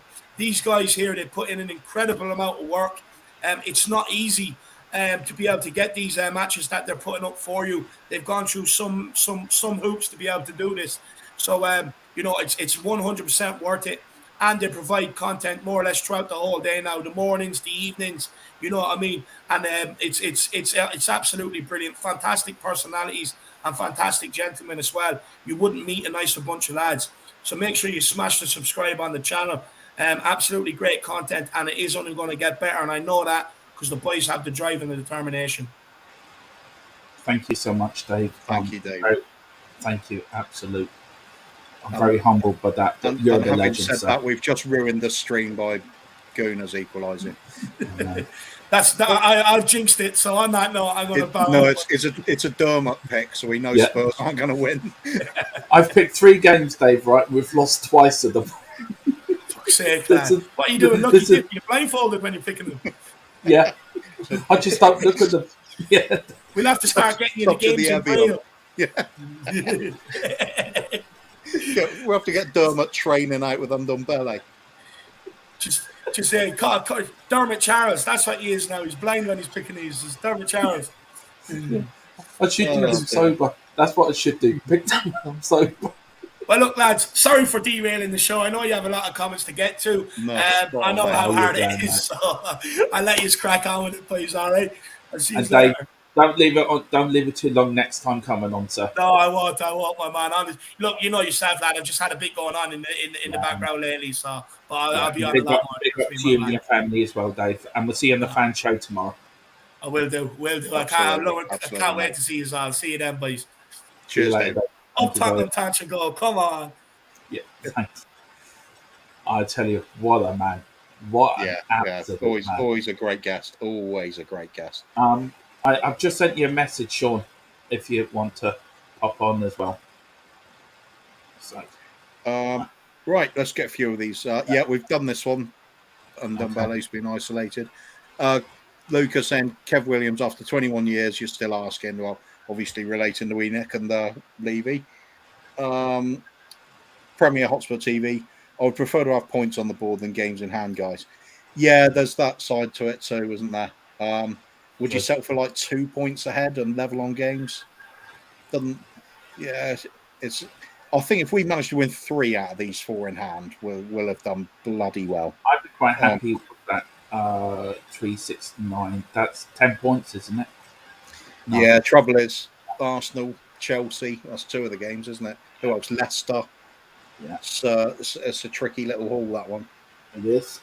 It really is. But we're Tottenham. We can do it. We're the mighty Tottenham Hotspur. The cockle's going to crow again. Let's hope so. And Kev saying depends what the games are. Indeed, it does. And we have got some tricky ones coming up. Yeah, we have. If it's not all postponed again. They'll probably postpone them all, so we have to fill out, we have to play all our remaining fixtures, all of them in May or something. And do you know we've all got this coming up with the World Cup next winter as well? Lovely. That pointless World Cup that shouldn't have been held there. Ben saying that, Paul Merson has turned his life around and is one of the best pundits on the TV now. Any soul can be saved if they work off themselves. It's still Paul Merson. I still don't like him. I tell you another one. Fair play for knocking things on the head, though. And there's another one I've really felt sorry for, and he did try, was Georgie Best. Yeah. I know he didn't help himself, but by Jesus, he worked hard, didn't he? He did. It's one of those things. A lot of people still don't accept alcoholism as being an illness when it really is. It's a symptom. It's not the cause of the problem. Self-medicating to the extreme, isn't it? Judas. Except Judas. Ben says, yeah. There's no coming back to him. Love Ozzy and Stevie, definitely. Yeah, I'd love to get Ozzy on our channel. That'd be brilliant to get Ozzy on. Him and Ricky Delia. Yeah, absolutely. I like Paul Merson says true. Yeah, everybody can have their opinions on people, but you're allowed to be wrong sometimes, mate. It's okay. We still love you. 269 subs now. Who did it? Woohoo! We've cracked the 269. We have, haven't we? Right. And Sean Butler, what's cracking, boys? Sean, shall I put the link into the chat, Tooth? For Shawnee? It can do. We're not going to be on that much longer, though, are we?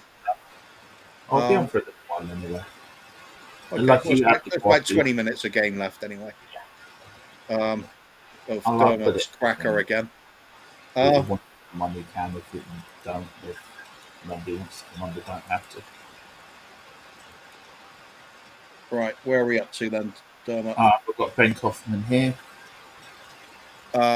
Replying to Sean Butler, West Ham season. Yeah. That's what's cracking. Yeah, that's what's cracking. Luka Modric, no, that's just, they equalised on the game. Yeah.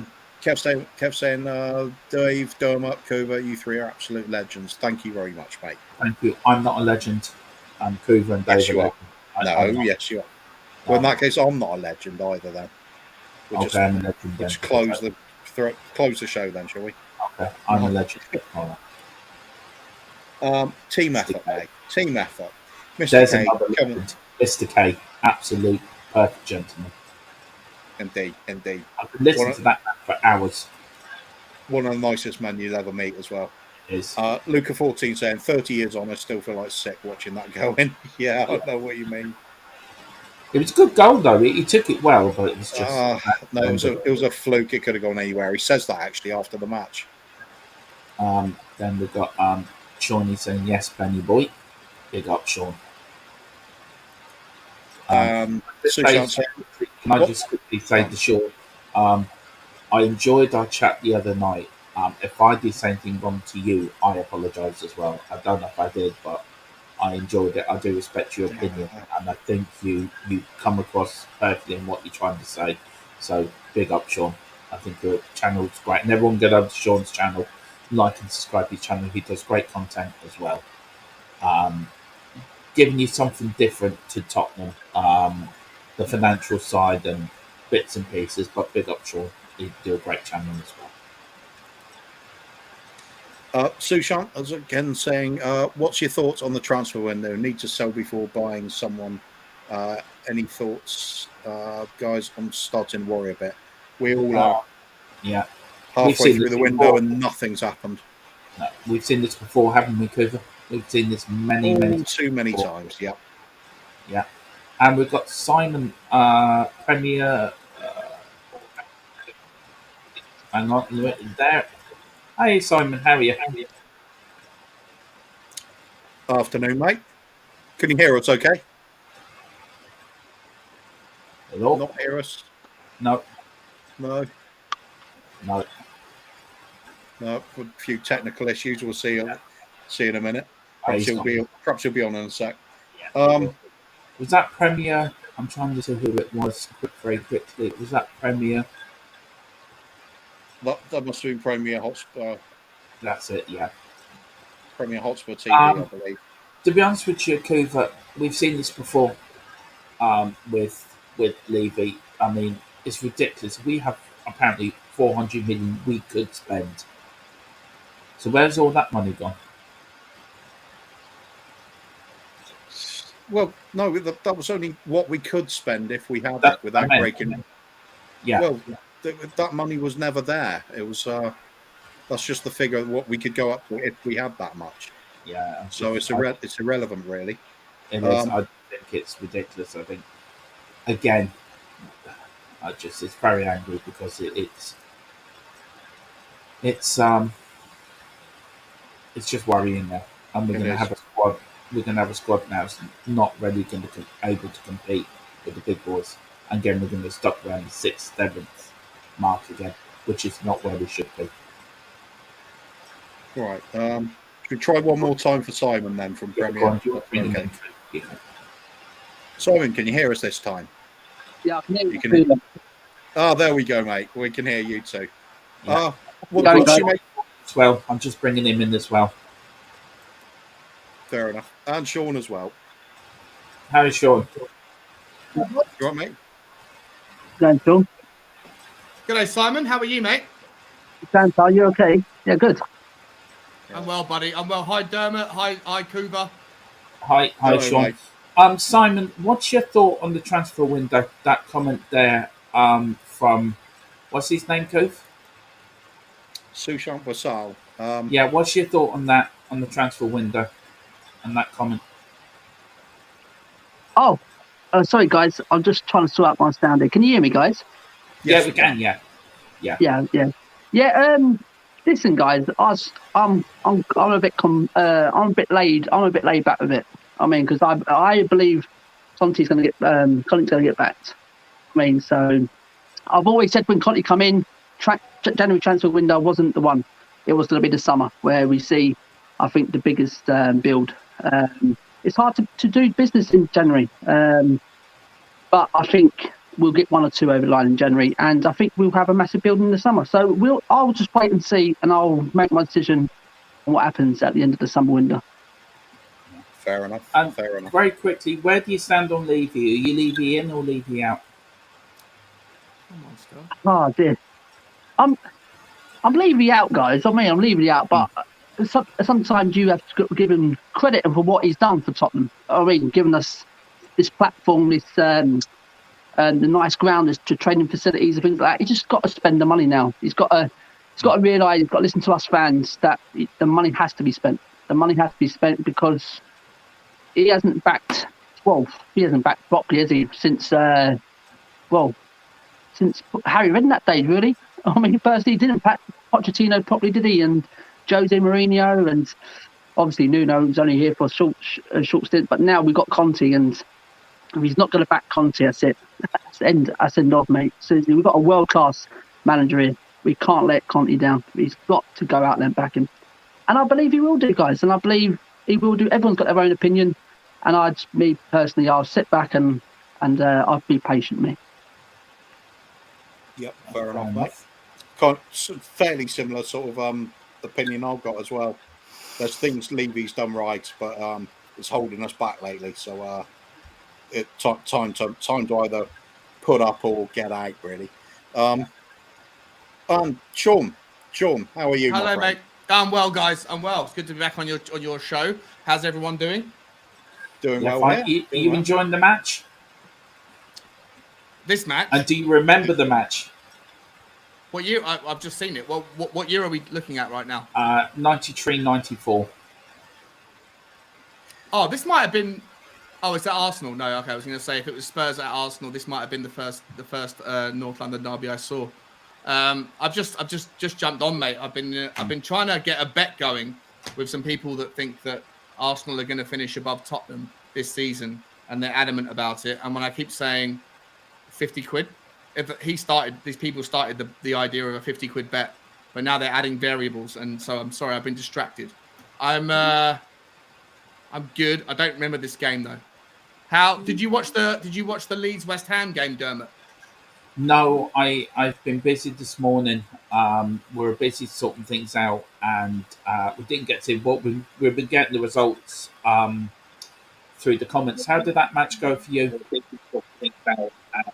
Yeah, it was a brilliant game of football to watch, and Leeds won it in the end.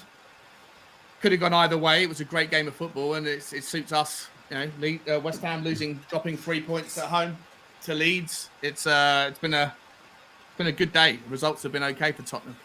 Yeah. So, what's your thoughts quickly? And I'll start with you, Sean. Then I'll go to Simon. Then you, Kuva. What's your thoughts on Arsenal postponing today's match? What's your thoughts on that?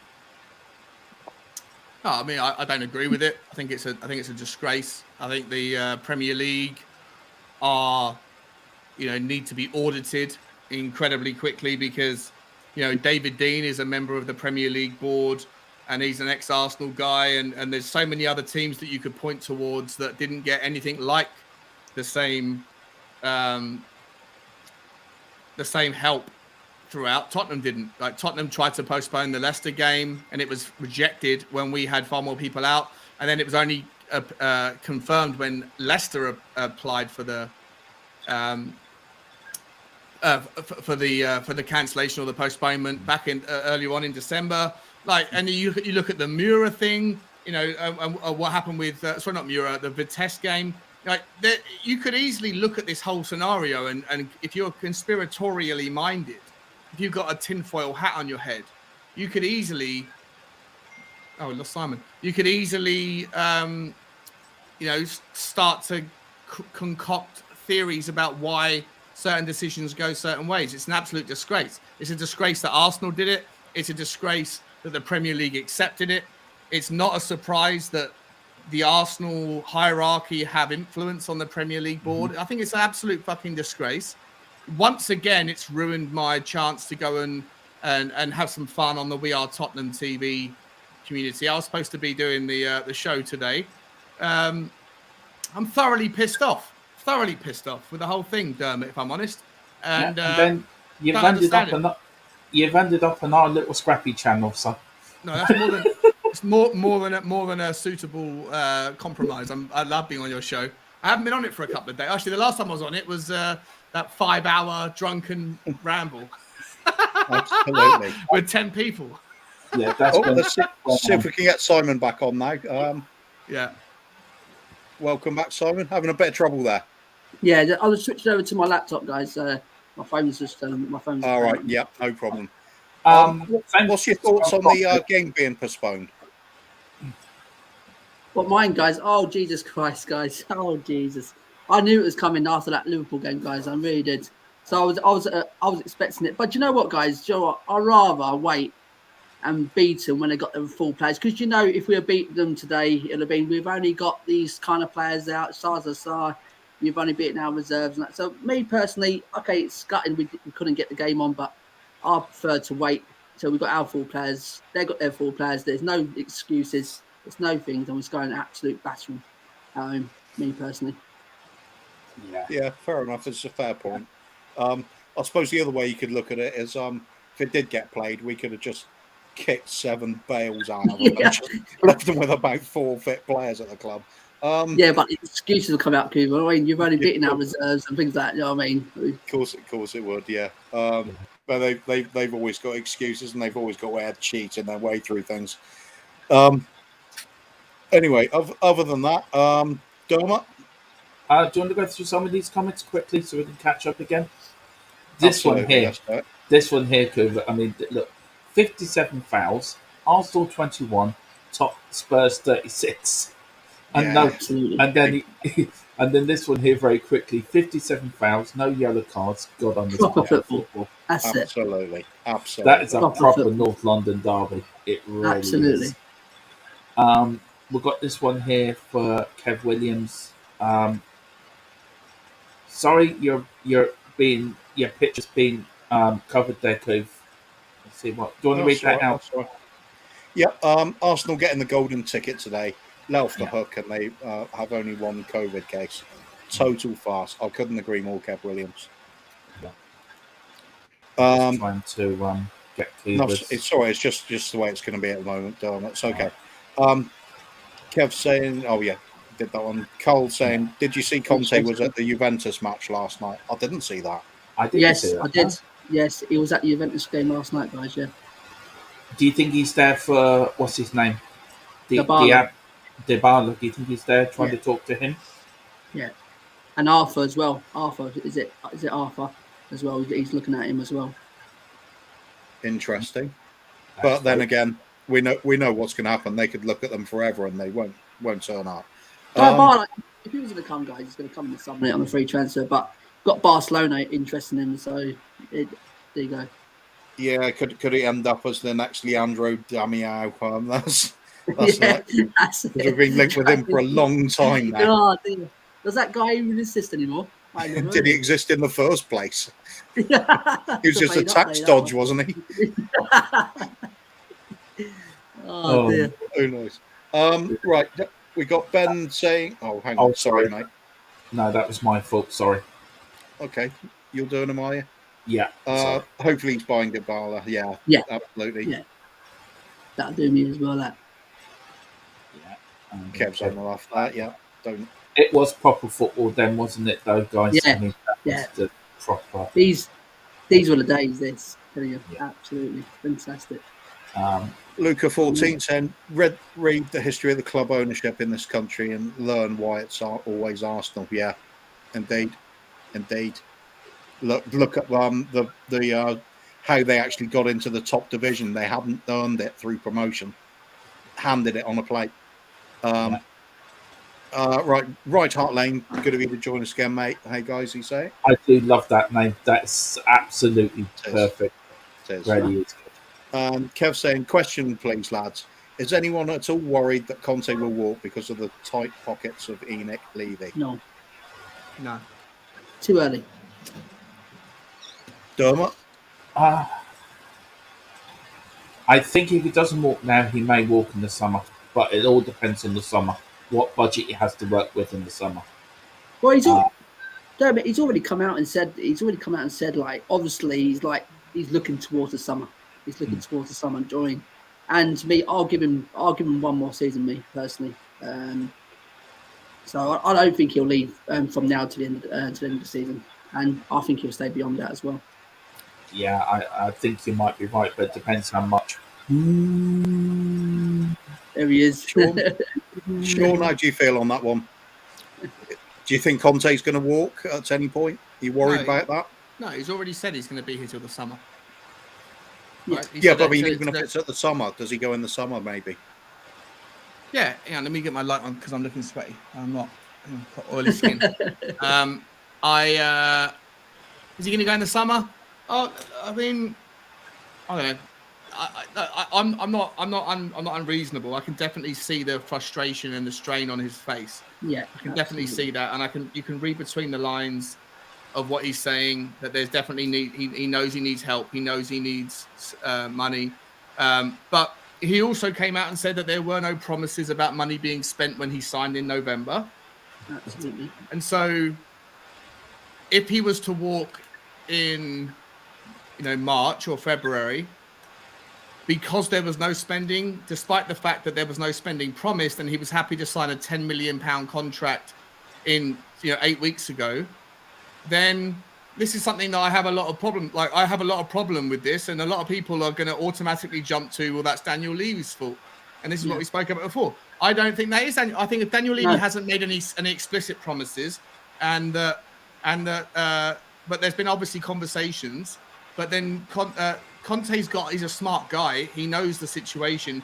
If he hasn't had promises but walks because promises were broken or promises that weren't made are apparently broken, I think that looks pretty bad on Antonio Conte, if I'm entirely honest. But I think he'll bank on the fact that he can sweep it under the rug and think that all the Tottenham fans are going to blame Daniel Levy anyway. So it's not going to be a bad mark, a black mark on his reputation or his, curriculum vitae.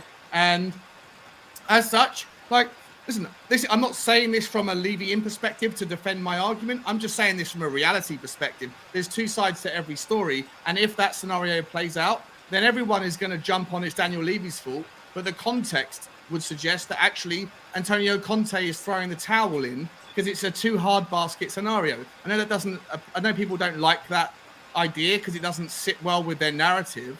But, you can either read between the lines or you can read the lines. And if you read the lines, then Conte's got something to answer to if he quits. And anyone who says otherwise, I respectfully disagree. If he quits in the summer, then it depends when he quits in the summer. If he quits in June or May, then I don't know. There's not been enough time to see what we could have done. If Daniel Levy pulls a rabbit out of the hat and the rabbit is a poor rabbit, and we can't sign anybody, despite all of the promises, all of the assurances that Daniel Levy's made that the summer's when things are going to happen, then it's on Daniel Levy. And if Conte does walk, then I'll be joining you all with absolute disdain and dissatisfaction, and I'll agree, and I'll tip my hat, and I'll admit that I was, a little bit too balanced or a little bit too unbalanced in my defense of Daniel Levy, but. I hope that he's going to stay for the entirety of contract. All I can see right now is what you can take from gospel, which is from the horse's mouth. And the horse's mouth said he's here until at least the summer. So that's where I sit. Do I think he'll walk in the summer? Fucking hope not, guys. Because if he does walk in the summer, who do you go to next? You then have the narrative of Tottenham managers are the places where careers come to die. I wouldn't mind Bielsa. I love the way he plays football. I love the way he sets teams up. I don't know if you're going to get anyone of a higher caliber than him. So I don't know what you do then, but that's where I sit on it. I don't know if that's too long of a ramble for you guys. No, I think I totally agree with you. I absolutely totally agree with you. I think Conte knows that if things don't go right with him, and as you said there, Sean, he knows the fans go straight to Levy. I mean, and they already are going straight to Levy at the minute. Yeah. And as you said there, Sean, he signed this big contract. I mean, so if he's leaving between March time and April time, and it's down to Conte. You know what I mean? Because he hasn't given enough time for Levy. Appreciate that, Simon. You're the first person. You're the first person that's actually kind of gone. Oh, there's a little bit of. I agree with what you're saying. Everybody else is like, no, it has to be Daniel Levy's fault. Because if a bird shits on my head on the way to the stadium, it's Daniel Levy's fault. See, I knew it. I mean, but the thing is as well. Conte's already come out and said the meeting between him, Paratici, and Levy was very well. It went very good. Yeah. So we have to be patient here. We have to be patient. I don't think Conte wants any Tom Dick Harry through the door. He wants the players he wants, and if they're not available now, I think they'll go for him in the summer. So I think at the minute, stay grounded, stay patient, and let's see what happens. Simon. I don't know you, Simon. Just very quickly, sorry, Sean. Just very quickly, the games ended 1-1. We drew 1-1 at Highbury. It ended up a pretty disastrous season for us that season. We had to beat Oldham, I think, to stay up because we lost to QPR in the last game. It was a tough season. Sharon was out for much season, but that was Ozzy's first Steve Perryman. He wasn't very good as a manager, was he, Ozzy? It was terrible. I think the famous it needs pointing out again. We've now had 4 picks from Dermot for matches to watch, and we haven't had a single Spurs victory from any of them. Well, we didn't lose. We didn't lose. Yeah, you've broken our duck, and we didn't lose this one. Yeah, that's true. So this was under Alan Sugar, was it? Yeah. Yeah. It's just... Yeah. I can't remember a time under Daniel Levy when we were almost a relegation candidate. Right, right, Sean. I'm not going to get into an argument with you today on the I'm joking, Dan. I'm not trying to wind you up. A, I'm not feeling great, and B, I cannot be. But is this, guys? Is this going to come down now to how good Conte is a coach and a manager he is now? How good he's going to get the players back in? Yeah, this is the thing. I want to say on the Conte thing.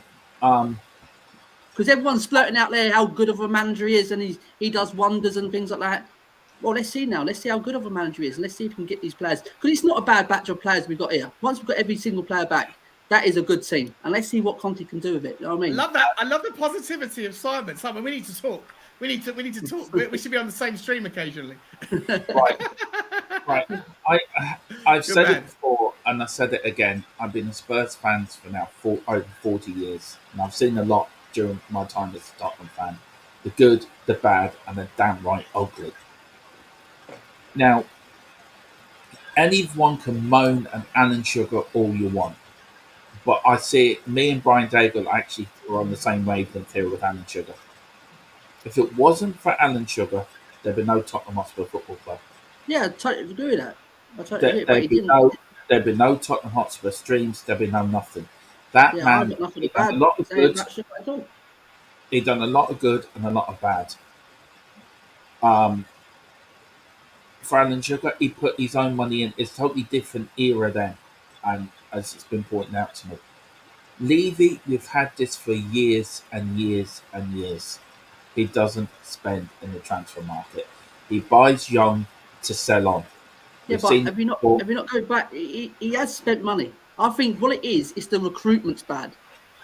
The scouting network at Tottenham is absolutely terrible. We've never had a scouting. But it's easy. The thing is, it's easy to point the finger at Daniel Levy all the time about this. He's given money to pay 50, 60 million for Endon Bailey, Lo Celso. So who's scouting these sort of players then? I mean, so it's easy to point the finger at Daniel Levy. You know what I mean? Correct, Simon. Hallelujah, bro. And the counter to that is, in 21 years, don't you think he should have hired somebody that is capable of doing it? It's an awful long time to keep failing at it. Steve Hitchen had a lot of success. Steve Hitchen had a lot of success at Liverpool. He signed Luis Suarez, right? And there's a few other players. I could get the list out. I made up in advance of the Levy debate thing. What I'm having on Irish Hotspur. I made a fucking 12-page list of. You have. I've come prepared, right? So I'm looking forward to it, mate. I can pull it out. I can pull it out now if you want. I was going to do a quick thing about the transfer window, Conte staying as well, because I didn't get my chance yet. Sorry, funny. No, it's all right, no problem. Funny enough, Sean, I agree with you as well.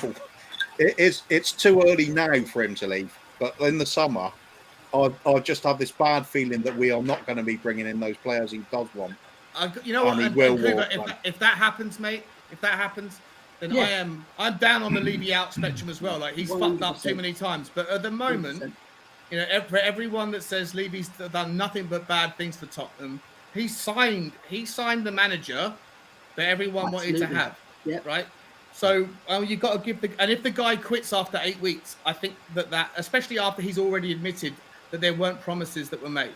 So if he quits after 8, 10, 12 weeks, I think that looks badly on Conte more than it does Levy. Although I know that the fan base isn't going to do that because Conte's God, he's gospel. He's like the Pope. He's infallible. But then you can reverse it as well and say, in the summer, if Conte does walk because of lack of investment, 100%. Then why did we employ Conte? 100%, Kuba. And I'm there with that on that. 100%.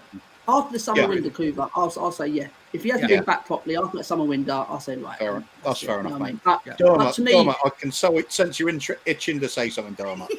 No, you're right. Okay. Dermot, would you? Could we all agree that it's too early to make judgments? Personally, I think Conte will be here for this season and next season. I can't see Morgan at all. No. Okay, great then. So we're on a good. I don't agree. I'm not coming from. I don't. It's not about transfers, but I think if he gets the right players in, right, and Paratici can do a lot of Phil, another co-host who's on this channel, is give a list of players who are on free contracts, right? It's a long list as well. Yeah, if you get, I would love to see Paul Pogba at a club. I think Paul Pogba would be a great player in our midfield. Oh, really? Never comes. Interesting. Oh, Never. I don't think that would happen. But even if it was possible, do you want someone like that? Do you want to? He's another end on. He's an ego head. I don't he's like Pogba. Yeah. He's talented kid. Talented kid. Don't get me wrong, but he's one lazy like Tonga as well. Yeah, but if he plays for Man United, at least he gives a shift. Non-Bellier doesn't give a shift at all. He just stands there looking. I haven't seen enough series Dermot of Pogba at United. I haven't seen enough of him. There's a few players I'd like us to bring in if we can use that list, but I don't trust Levy. I'm sorry, I cannot change my opinion. I just don't. I've seen Levy for 21 years. He keeps going back in one trophy in 21 years isn't good enough. And I don't care. But would it not bringing Conte and not thinking of backing him? I just don't think so. Me personally, that's my personal opinion. I think he's bringing Conte to say, do you know what? Enough's enough. Let's not mess about no more. I've got to start backing his fans. I've got to start backing his club, and I think he will. But let's wait and see. It's a ticking time. It's a ticking time bomb, isn't it? Sorry, Dermot. The other thing about this January transfer window is. Yeah, fair enough. We could say there's no real money available. That could be a genuine argument. But don't you think we should at least be looking at getting somebody on loan just to freshen up the squad and get the energy in there? If we fail to do that as well, you've really got to ask questions because that should be really simple. Even if it's somebody in the reserves from somebody else, there's plenty of players out there not getting game time that we could get on. Lingard at United, I'll take him. There you go. Perfect example. 100%. If we don't even show the ambition to do that, then you. But the thing is, Kluber, it's easy saying what we're saying now than done. United, I don't think he'll do business with us. Strengthen our team to. No, but there's thousands out there though, mate. It's just an example, isn't it? Lingard. We know Barcelona are going to have a heap of players. I just think, guys. I think one or two will come in, and I think there'll be the likes of Kesse, and the likes of Dybala, the Flanovic. I think they may come as a pre-contract agreement for the summer. I'll tell you what, if we saw that it was made public Yeah. as a pre-contract agreement, I think we'd be okay with that, wouldn't we? We'd be Yeah, happy. absolutely. Yeah. Yeah. I also I think Levy needs to stick his nose out the football side of the Tottenham. 100%. He's. I mean, that's the problem with me with Levy. He's made. I mean, you pick people for certain jobs in your business. At the end of the day, you have to be held responsible for the people you're picking. Yes, the people you've picked should be responsible, but the ultimate responsibility should be down to the person who is picking them. He was supposed to be doing his due diligence on these, like Steve Hitchen and people that he's brought in to do these roles under him. Yeah. You know, he's picked managers. I mean, we had the longest wait in the summer for a manager. Nuno wasn't even our first choice. Correct. Nuno was Yeah, the it was embarrassing. The whole thing was embarrassing. Conte didn't reject us, guys. I'm telling you, I know. He wasn't ready. He had emotional attachment to Inter Milan. He wasn't ready to come back into management. So everyone's saying that why did he reject us in the summer? He didn't reject us at all.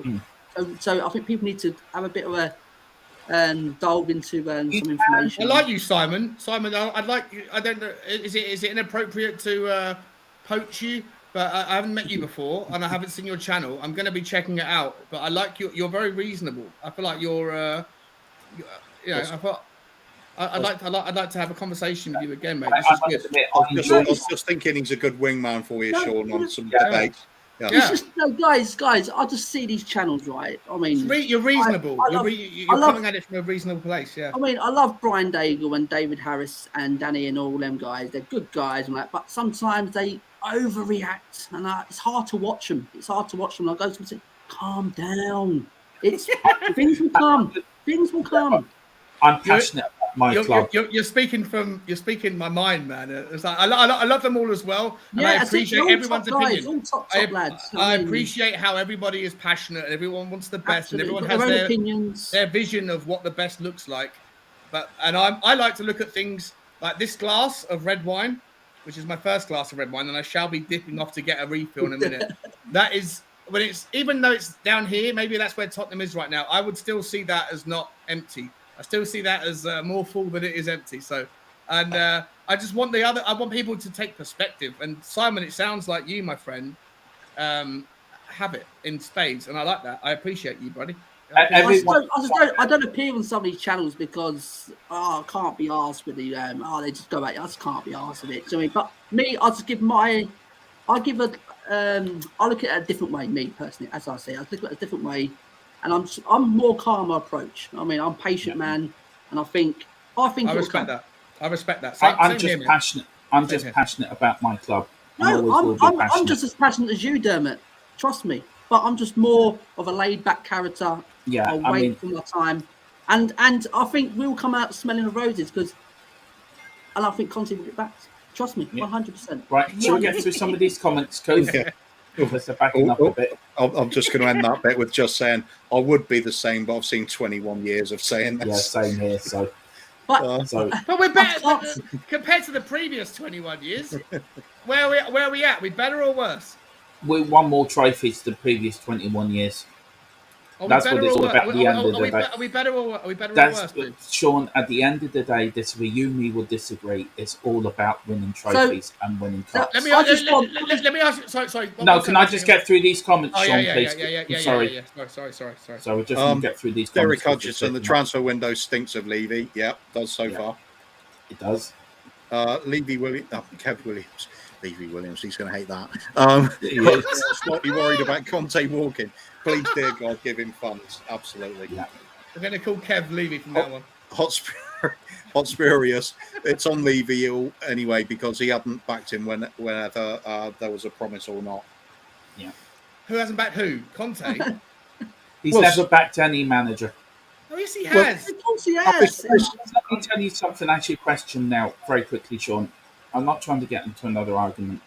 Not an argument, a calm, considered debate. We had that librarian debate on Dave's channel, which I enjoyed, by the way. Do you think we wasted the bail money when we 100%. yeah. I agree with that. 100%. Hands But down. who was behind the recruitment at that time? Was it Mitchell? Lee? Was it Mitchell? No, gone No, it before wasn't then? Mitchell. It was Baldini. Was it Maldini? Baldini? Oh yeah, yeah. That's what I'm saying. Fine, absolute clowns. But yeah, Clowns. listen, Who signs the checks though?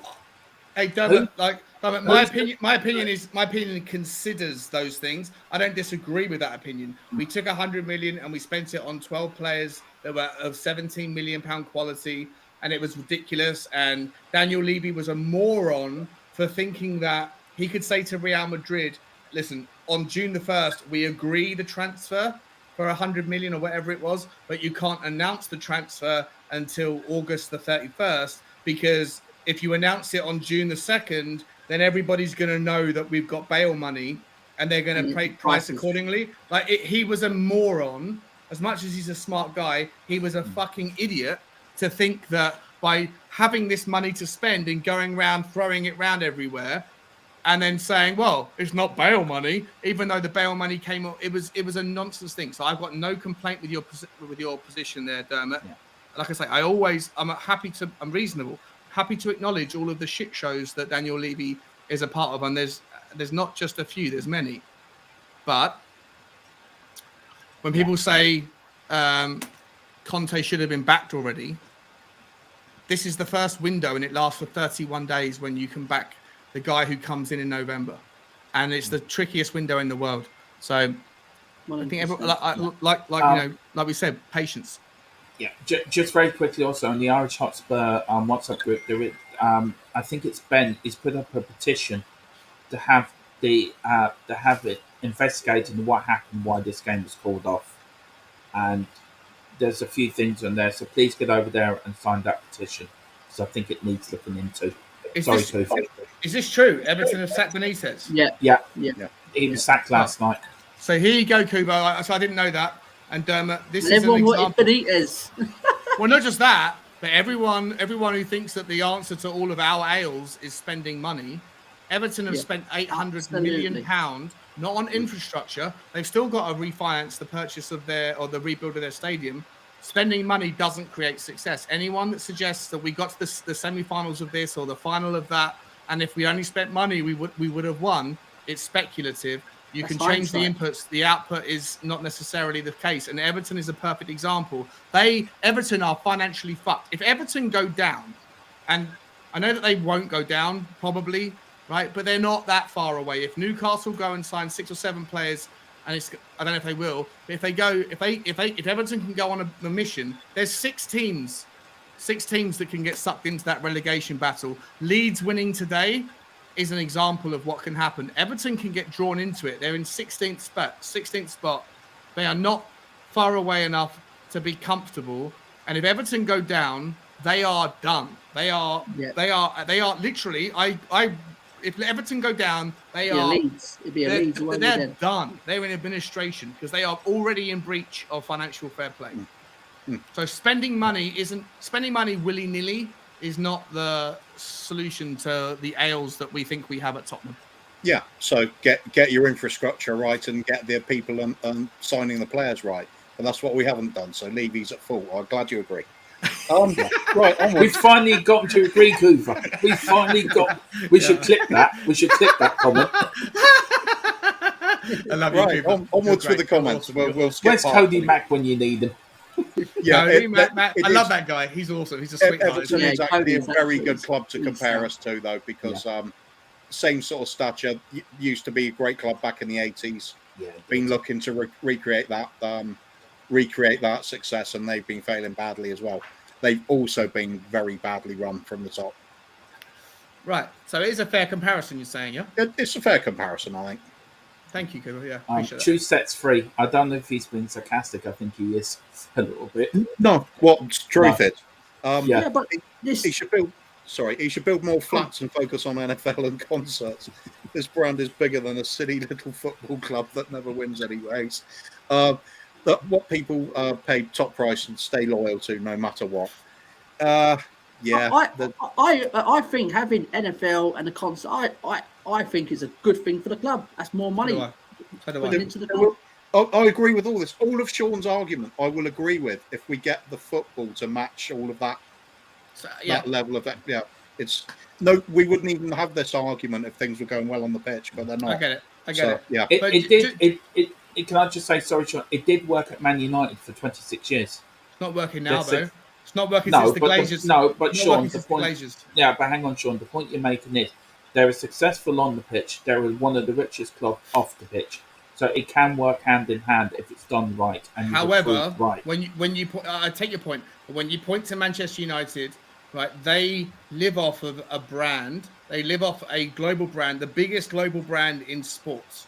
It's bigger than the New York Yankees. It's bigger than the Giants. It's bigger than Arsenal. It's bigger than any. There's not another team in global sports that have the revenue streams in Asia, in India, in North America, across the 6 continents that are actually accessible. There's not anyone that has created the sustainable model that Manchester United have because of Alex Ferguson and because of the success that they had over a 15-year period. The last 10 years, Manchester United have been on a steep decline, and it hasn't been helped by American buyouts. The Glazers came in and they bought the club, even though the Glazers are worth 3, 4, 5, 6 billion, whatever they're worth.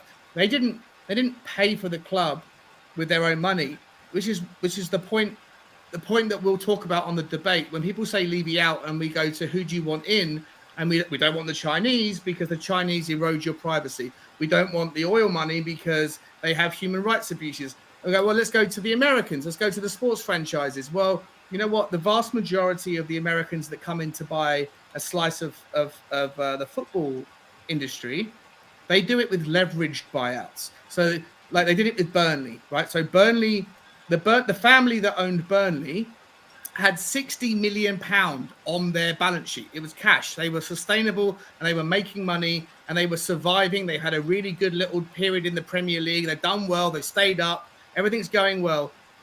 The Americans come in and go, we're going to buy Burnley out. And all the Burnley fans were like, oh, here we go. We're going to become the next whatever, right? Didn't work that way. What the Americans did, they bought the company for 250 million from the guys that owned it. The guys that owned it swanned off into the sunset and, you know, are drinking pina coladas on the beach somewhere. But they put 30 million of their own money in, and they leveraged the other 200 million that they had to buy. They put it on leveraged debt at a 9% interest rate, with the stadium and the assets of the club at risk if they go into default. And so all of the things that Burnley fans thought they were getting from a leveraged buyout, it didn't happen. Exactly the same with what happened with Liverpool. Liverpool in 2003 were bought out by, I forget the name of the family that did it, but they fucked Liverpool over. And when the credit, who was it? Sorry, Fenways, was it? No, Fenways is the new owners, right? So the previous owners, they bought the company out, they put leveraged debt on the company, and Liverpool fans thought all was going to be good. We got new owners, we got new money, blah, blah, blah, blah, blah. And then the credit crunch happened in 2008. And Liverpool were on the brink of bankruptcy if it wasn't for the owners of the Fenway Group that came in, because Liverpool had leveraged debt. They had all the assets based on massive interest rates. And when the financial crisis happened, Liverpool were almost fucked. Everton will be fucked. Burnley are going to really fucking struggle. Everton had to sell Digne, however you say his name. They had to do it because they're already in breach of FFP. They are already technically in breach of FFP. It hasn't come into process yet because their year hasn't ended, but they're already financially fucked. So my point about all this rant is, when people say you want Daniel Levy out, I say better the devil you know, because of the options that you have available to buy us. If it's Chinese, you sacrifice privacy. If it's oil money or Arabian money or whatever else, you sacrifice moral compasses around human rights. If you want to get a Russian billionaire in that has got involved in West Ham, all good. Are you comfortable with someone who suddenly owns your club, who is the sort of person that would kill someone to make a bit of money, right? And that's what happens in the Far East. So, in Eastern Europe. Allegedly. But that's what happens, right? Same with Chelsea. People think that Abramovich just just gives money to Chelsea. He doesn't. On the Chelsea financial balance sheet, Abramovich has a £1.5 billion loan against the Chelsea system, right? So it doesn't matter to him because it's a loan. It's his own money getting loaned into the company. But at some point, Chelsea will have to buy. Have to be bought out by if he wants to get rid of it. Maybe he doesn't want to get rid of it. That's fine. But there's consequences and compromises and sacrifices that come with any ownership. And everyone who says, I don't want Chinese, I don't want Arab, and I don't want Russian, I want American. But with American comes leveraged debt. And leveraged debt is worse than the system we currently have. Yeah. So that's the thing I'm going to be saying when taking on Daigle in the chat. It's worth thinking about, guys. It's worth thinking about. Yeah, we just want to get through these comments pretty quickly because they're sort of back in sorry. Just need to get through these. And quickly say, Jeff Bezos, bring on Amazon. I've got a question I want to ask you and Simon, but I'm going to leave it to the end. I want to ask a question. I'm sorry for the rant then. I do apologise. No. It's good. Love it. It's good stuff. Yeah, I understand what you're saying, but I have got a question for the two of you. Right, go on then, Keith. Truth was carrying on from his previous point, NFL and everything. That's his thinking. He has the loyalty, so he can do anything. If you're willing to change clubs, he wouldn't have the loyalty. That's true. There is definitely truth to that. But everyone keeps paying because he controls the club you love. Yeah, that's very true. No doubt about that. That's a captive market, if you like. Kev Williams, speaking of Everton, that was my first Spurs away game at Goodison Park in the 1993 season. I was 13 years old. We won 1-0. Vinny Samways with a bullet header. Vinny Sam, brilliant. True set 3. He may back Conte though, and if he does, it changes everything with an instant. Yeah, it does. It definitely does change everything. It puts everything, but it certainly buys him a lot time. of credit. Kev Williams, truth to send to the truth. Hope you're right. Hope he backs Conte and heavily. That is the hope. Truth to send to Kev. Exactly, mate. The spotlight's on him, and it's the last chance to get to back a great manager. And we can spend up to £400 million, you know, because it's fair play rules. Except we don't have it. Yeah. But what I'm trying to say, we're in that good position now to spend £400 million. You know what I mean? So the summer could be a very good window for us. So. I actually agree with this from Luca. Money, I just don't have it. Yeah. I like this from Luca 14. I think he makes a great point with Sugar and Jerry Francis. So I'll let you read that out because saying to Premier, so we'll ask him directly. Simon, I beg to differ. Who signs Klinsmann and has never caught Walker in defence? We should have invested in defenders, but Sugar lost his bottle and went with Jerry Francis. Yeah, and it's the same as another one. You know what I mean? So here you bottled it. Yeah, but he saved our club, though. That's one thing you can never take away from. He did save our club. Again, it's pros and cons as far as I look at it. Sugar saved our club, but he was a rubbish chairman in the end. He was. There's good and bad, but you got to give him credit. He put his money where his mouth was and saved it. And he spent his own money. Better job. I think then Levy's done a better job than Sugar over the years. Well, I'm never gonna agree on the Levy in. I respect your opinions. I respect your. Look how fantastic. Hang on, Simon. I respect your opinions. I respect where you're coming from. But yeah, I'll never be Levy in. It's my opinion. It's what I'm passionate about my club. I've got 40 years of experience. You'll never be no matter what happens, you're done. No. Okay. But the thing is, what I'm trying to say quickly. That's closed-minded, though, right? That's a closed-minded. Not really, no, because I know it's how I feel. I'm entitled to my own opinion, Sean. You are. Simon's entitled to his. Kuba's entitled to his. That's how I feel. I'm passionate about my club. That's fine. It's fine. It's 41 years. I will ask a question. We've got Kieran that wants to come on. Should we bring him on, Kuba? Well, he's here. You put the link in the chat, so yeah, definitely. Sorry. Hey. Hello, Kieran. How are you? Hi, Kieran. Good. Kerrion, is it? Yes. It's Kerrion, yeah. I misread it as Kieran. But sorry about Kerrion, that. Yep. Yeah, Kerrion. So, what's your thought on game postponed, first of all? Well, I mean, it's a disgrace, isn't it? I mean, I actually agree with what Gary Neville said about it. They've got one COVID case. They should have to play the game, play the youngsters, play the U23s. I mean, we got kicked out of the Conference League for having most of our first team squad out with COVID. So it's kind of hurts to see the Premier League just bend over for the Come on, scum Derek, like you that know better than that. and let them take the day off. But I also agree with what Simon said though. If it is postponed, at least when we play them at full strength, there's no excuses, so they can't run around and go, "Oh, you beat our reserves," blah blah blah, like they always would, because they're crybabies. So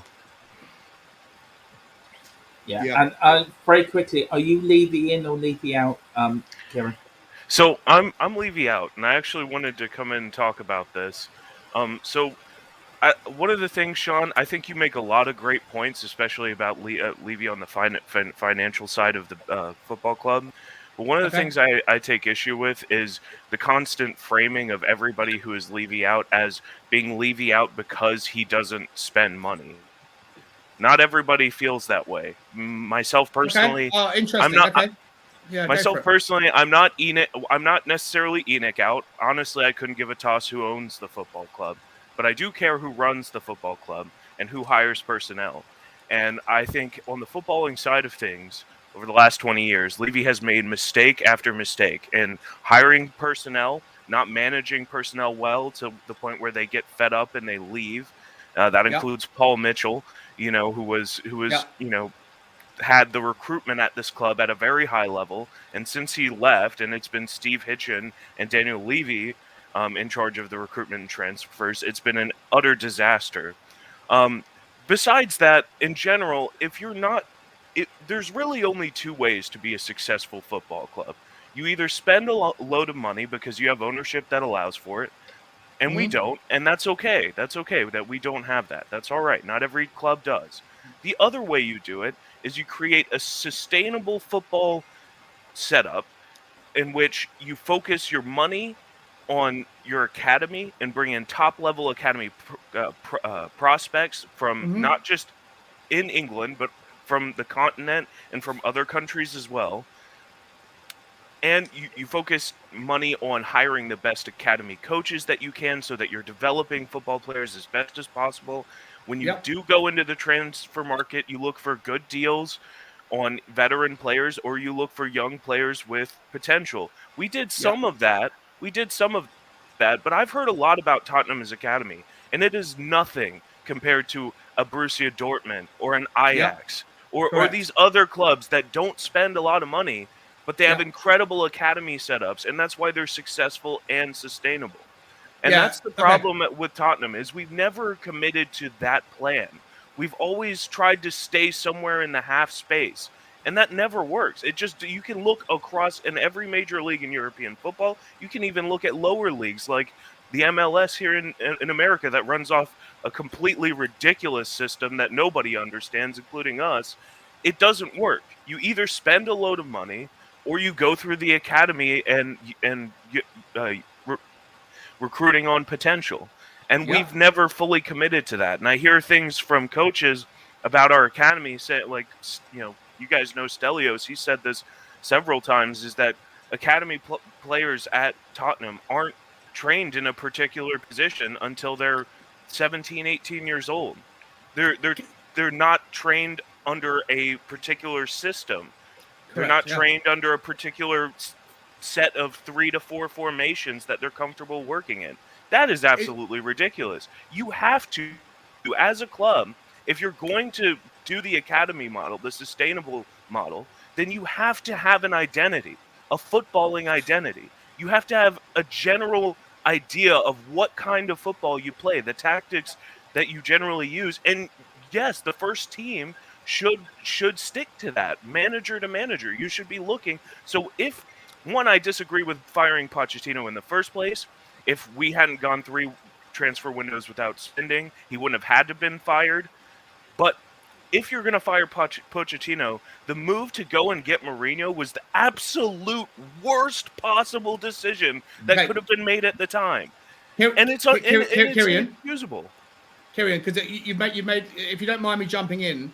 Sorry, go Sean. ahead. Can I just say one thing? Kuba, I just want because Kuba's talked to us before. Sean, let you back in.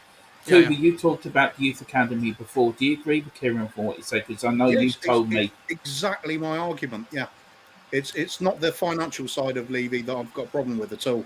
It's the infrastructure we've had in place. It's the failure to do it, failure to have a consistent sort of view, a vision for how the club's going to be, how the playing side of things is going to go.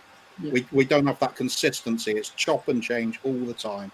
It's more the football side, isn't it? That we're half of the squads from a defensive, a counter-attacking point of view. The others from a aggressive forward foot, a high press. Yeah. And it's a change of styles all mashed together. We're in a complete mess because there's no consistent direction, and that is the big problem I've got with Levy. And if you look at Ajax, you look at Lille, you look at Borussia Dortmund, you look at all these clubs. They have, even Barcelona.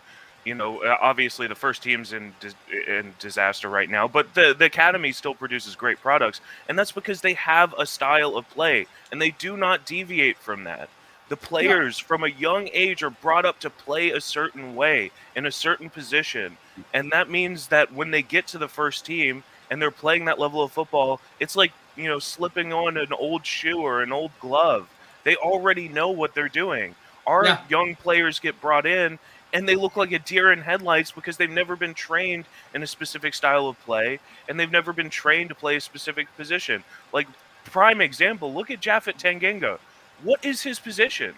Because honestly... Kieran, let me just jump in quickly, because you said a lot of points, and I just want to, because there's a couple of things that I actually agree with every single thing you just said, but one of the things you said was that I always come from the defense of that Levy out. The people that say that Levy needs to leave is purely because they always criticize one thing. And you might be right. Like, maybe I'm always defending certain things because they're the commonly heard things. And so I find myself defending commonly heard arguments. But I actually I heard what you said so far, and you said 2 or 3 things, and I agree with every single thing you just said, mate.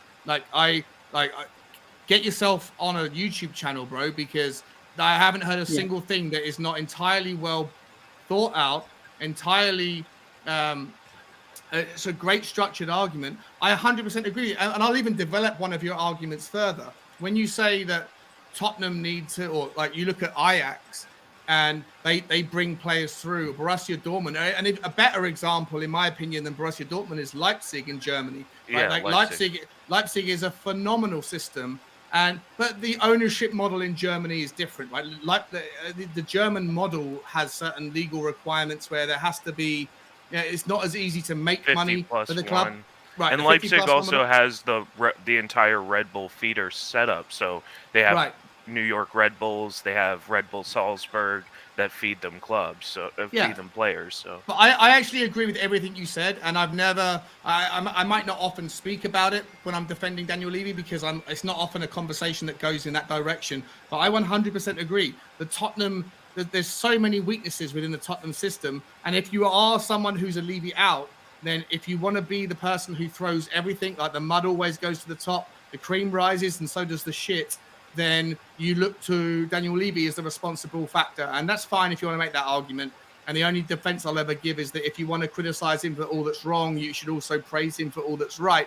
But what I actually would rather dip into the nuance, dip into the categories, and then actually say, well, why did we promote Ryan Mason from youth team coach to first team coach when he hasn't developed anybody or a consistent amount of players? Why is it that Chelsea can go and buy players galore for £500,000 here, £500,000 there, because it doesn't make a blind bit of difference to them, and they'll pay the funding, they'll pay the penalty costs if those players develop, and they send them out on loan. There's a million things that we can talk about, Kieran, to your point, and I agree with everything you said, mate. So I don't want you to think that I don't agree with you on that, because I absolutely do. I'm not saying that our system is perfect and that Daniel Levy is a god. I'm saying that Daniel Levy is responsible for certain things, but I don't blame him for the specifics of where we can improve. I blame the people that are in charge of that, and our youth system absolutely could be far better than where it is. But Sean, that's the thing. We know this from articles that have been written so many times over the last decade. They aren't in charge. This man is a control freak. Every reporter, everybody who's previously worked in the club, everybody says this. He has his hands in everything.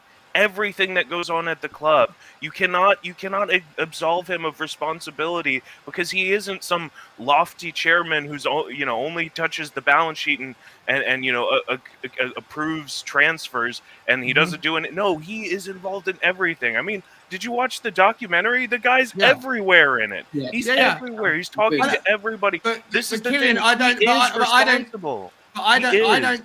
But I'm not asking him to. When I'm saying when I'm the Levy in guy, I know that people think of me as I'm the opposite of Brian Daigle, right? Where Brian Daigle will take something that's completely unrelated to anything to do with him and somehow find a reason to blame Daniel Levy for it. I'm not the guy who takes things that are completely unrelated to Daniel Levy and give him credit for it. I'm not doing that. I'm not the polar opposite. I know that. I know that. But what you do is you act as if he is not aware, he is not privy, he is not having his finger on the pulse with all of the decisions made at the club, and where all the evidence to the contrary suggests that yes, he is. Everything that happens at the club is under his finger. I am happy for him to leave the club, right? I am happy for him to make a decision and say, you know what, from now on, I am just going to be involved in the things that provide long-term sustainability.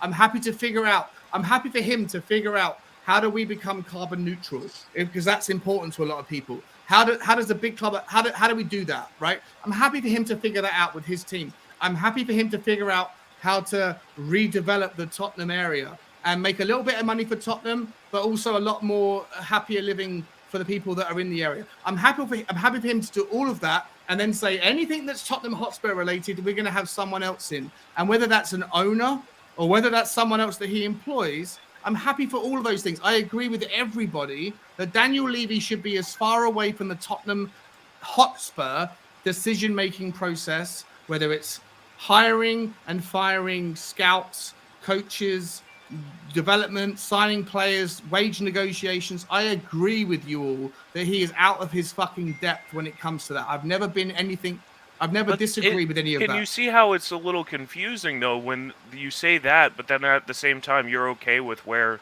Tottenham Hotspur are? I am okay with where Tottenham if it weren't for all these terrible decisions over the years, we'd probably have a Champions League trophy in our cabinet. As you say probably, but you don't know, right? And then you. Well, and then you I can safely say that. I mean, with some better policies here and there, we could have retained certain players. We could have gotten rid of others. You know, I think. How do you know? You don't know that, mate. Do you think that Tottenham Hotspur are better off day in day out as a football club than where we were under Alan Sugar or Irving Scolling? And if you think that we are, then I would disagree. I mean, not necessarily, but I think that with all the success that Levy has generated on the financial side of the football club, we've squandered all that in many ways. We have squandered all the money, all of the leverage, all of the brand recognition that we have grown over the last 20 years has been ultimately wasted because of Levy and the people he hires, which ultimately he is still responsible for. Right. So all of the good things that have happened that had never happened under under Alan Sugar, all of the things that he has cultivated have got us to a position where we could have won a Champions League. We could have done this. We almost won a Premier League. All of those things are suddenly swept under the brush and say, well, we're there, but because we didn't win them, because we didn't go that last final step, suddenly he's a terrible chairman. I'm sorry. Right. He does get credit for getting us to the point where we can regularly compete in the Champions League. I will give him that. From you, he does, right? Yeah, okay, he does get credits for getting us there. But I will say though, he does not get he gets credit for getting us to a position where we're able to get top four and compete in the Champions League. He does not get credit for that Champions League run. It was a miracle.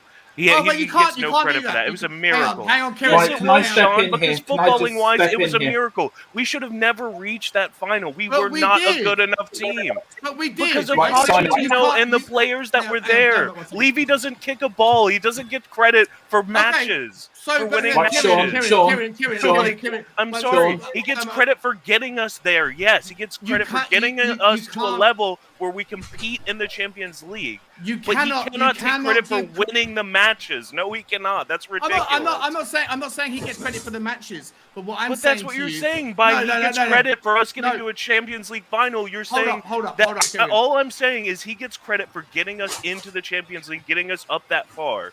Yeah. But after that, once we're in the competition, then it's the manager luck. and the players.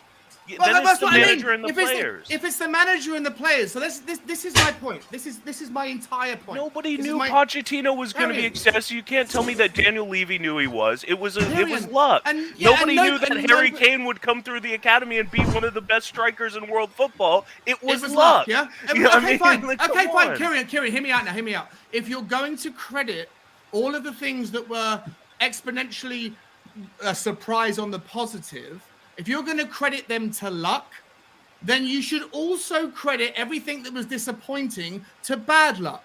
We got to the Champions League final, right? And you're saying we shouldn't have got there. That was luck that we got there. But we got there. But when we got there, in the first minute of the fucking game, the referee gives a fucking red card that should never have been given, that changed the outcome of the game, right? But nobody reminds everybody that was bad luck.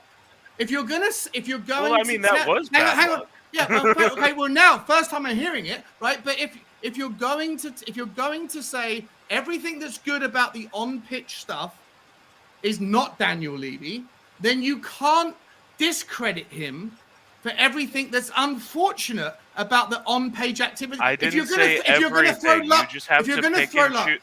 Well, you can't pick and choose, bro. You Right, can't can pick I and just choose step in because here, there's please? context in every situation, Can I Sean. just- sorry, There is Kieran, context. can Not I- all things excuse are me. not equal. There is context Guys, that changes guys, the guys. dynamics of every Excuse me. situation. Guys, But right, go on. Guys.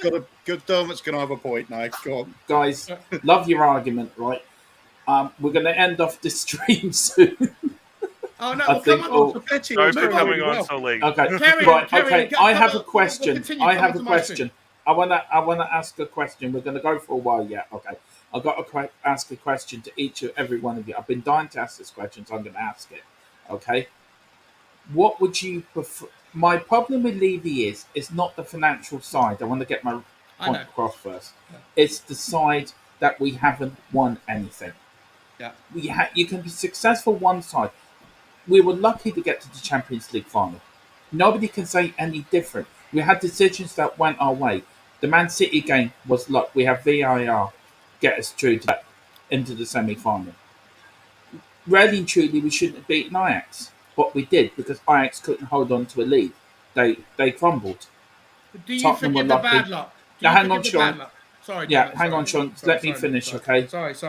Sorry. You can't keep interrupting people I know, if they're I'm sorry, talking. I'm sorry, mate. I'm sorry. Go. It's called politeness, I'm sorry. Go. right? Right. So that was luck. I agree with Kieran. Right, I do agree with what Kieran says. You can separate the two. It's either Levy's done great financial, we've got a great stadium, yippee. Let's all go for that.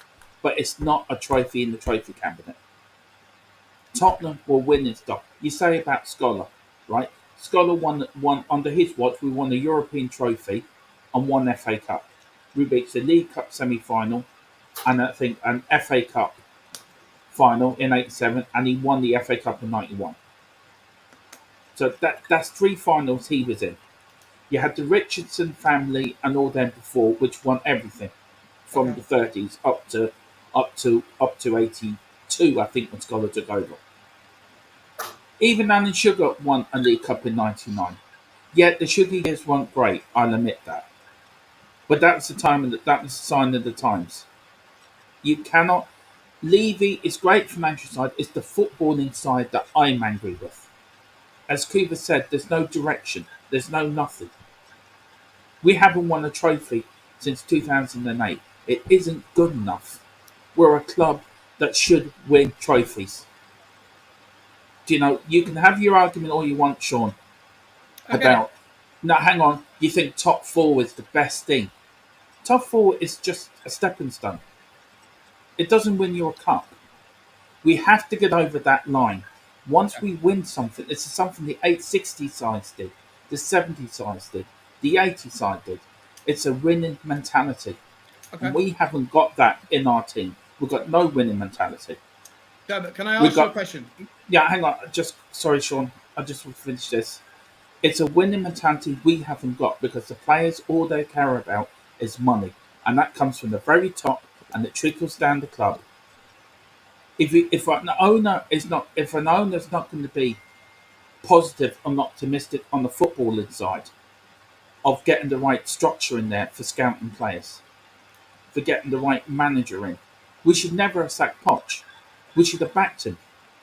We never bought anyone in 3 transfer windows. Well, Dermot, it's because he doesn't want to give up control. The man Exactly. is a narcissist. Hold on. He's a narcissist. He's an egomaniac. You can't let Dermot get a word. You can't let Kieran get a No, word. hang on, Sean. I was coming to you next. All right, Sean. Don't lose your hair. I'm coming to you next. Right, have your say now, Sean. Let me ask you a question, Dermot. Okay, when you say it's all about winning trophies. Okay, and then we ended up not winning a trophy or not at least qualifying to the final in the last month. Yeah. Right? Would you have been happy? Would you have been supportive of the idea that against Watford and Southampton, that Eric Dyer and Reguilon and Sonny and all of our top team did not play in those games so that they were fit to play against Chelsea? Because the fact that they did play in those games meant that we couldn't prioritize our first team because of the consequences of them playing in those games. Right? So when you say it's all about top four doesn't matter, the Premier League doesn't interest you. I actually never said top four doesn't matter, Sean. So don't put words in my mouth. I never said that. You said that. Yeah, but you said it's all about winning a trophy, right? The trophies are all that matters. I said my words were, Sean. What I said, don't put words in my mouth. I said was getting to top four doesn't win you a trophy. That's what I said. I never said top four wasn't. Okay, fine.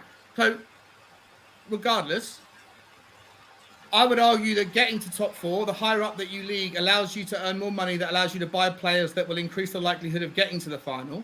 But regardless of that point, would you have been satisfied if against Southampton, against Watford, we would have put out a weakened team because we knew that the Chelsea games were coming up? Because had we done that, we would have lost those games, but we would have had Reguilon playing. We would have had Dyer playing.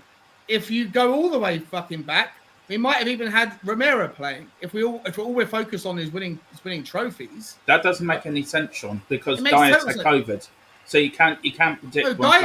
Dyer's out because of an injury to his thigh. Well, we heard it was COVID, but it doesn't make a point you're making, Sean, because there's a comment here from White Hart Lane.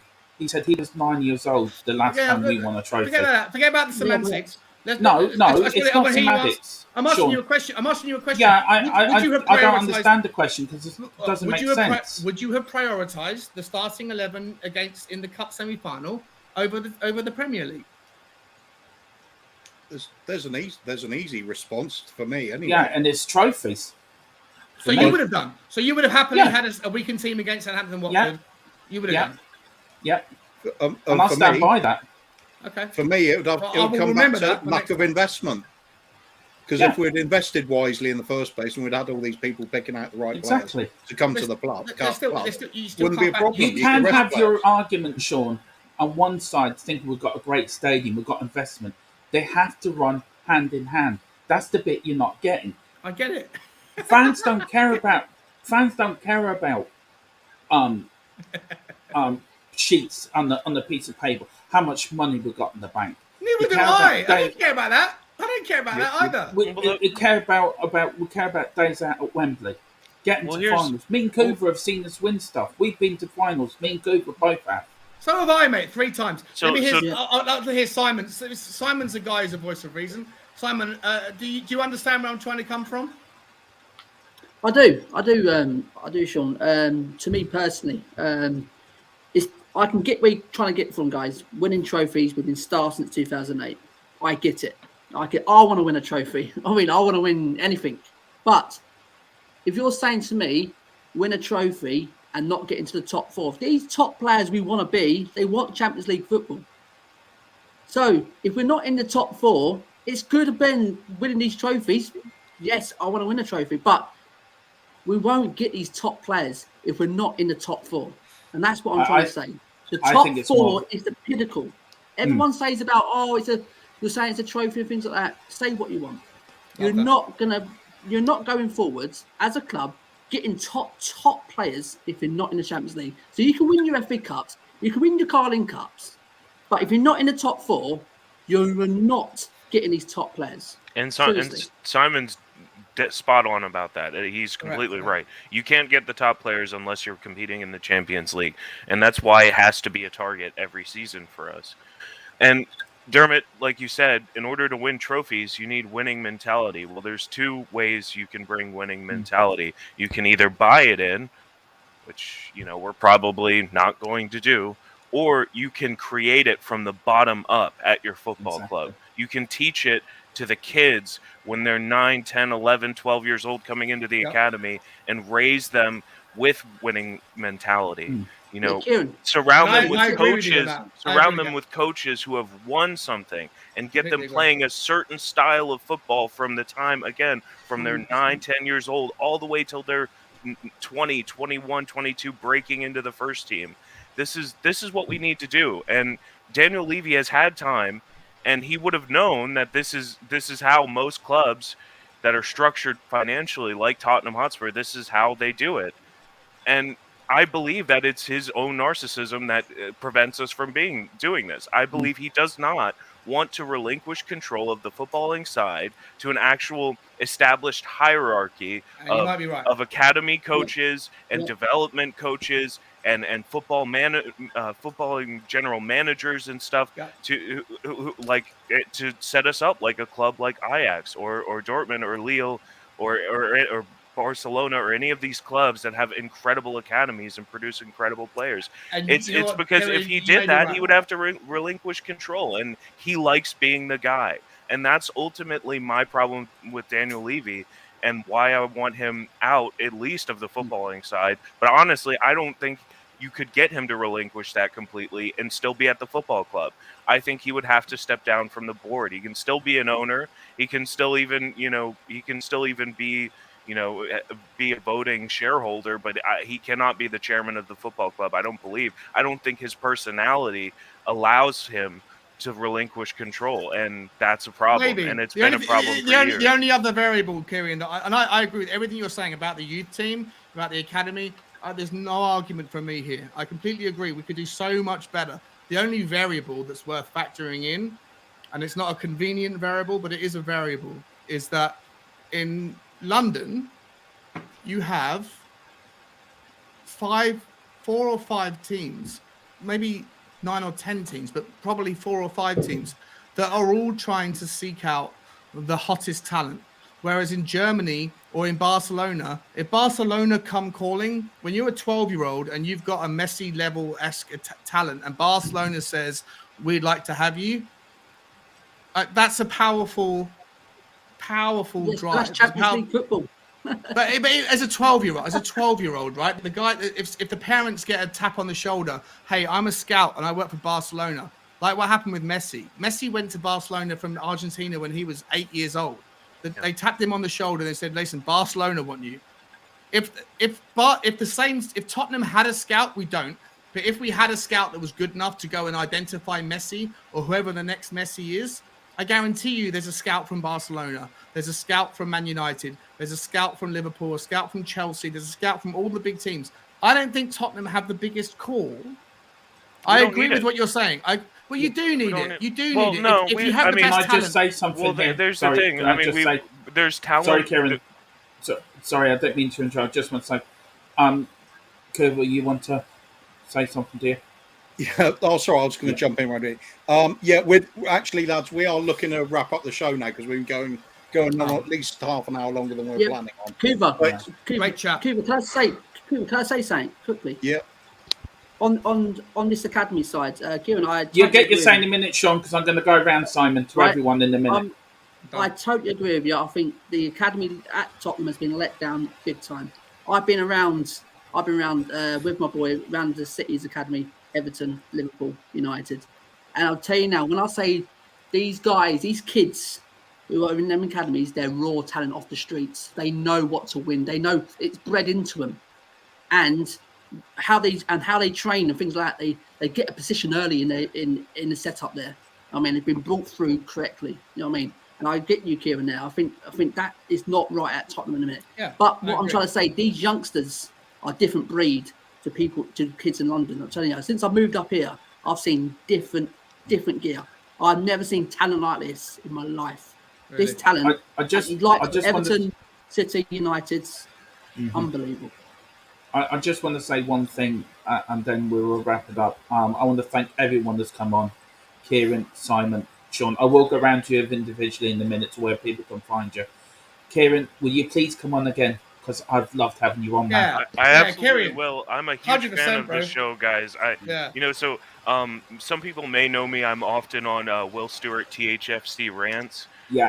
So I'm a regular on that channel. I did have my own channel at one point, but unfortunately, due to the personal life just getting too busy, I had to put that on hold.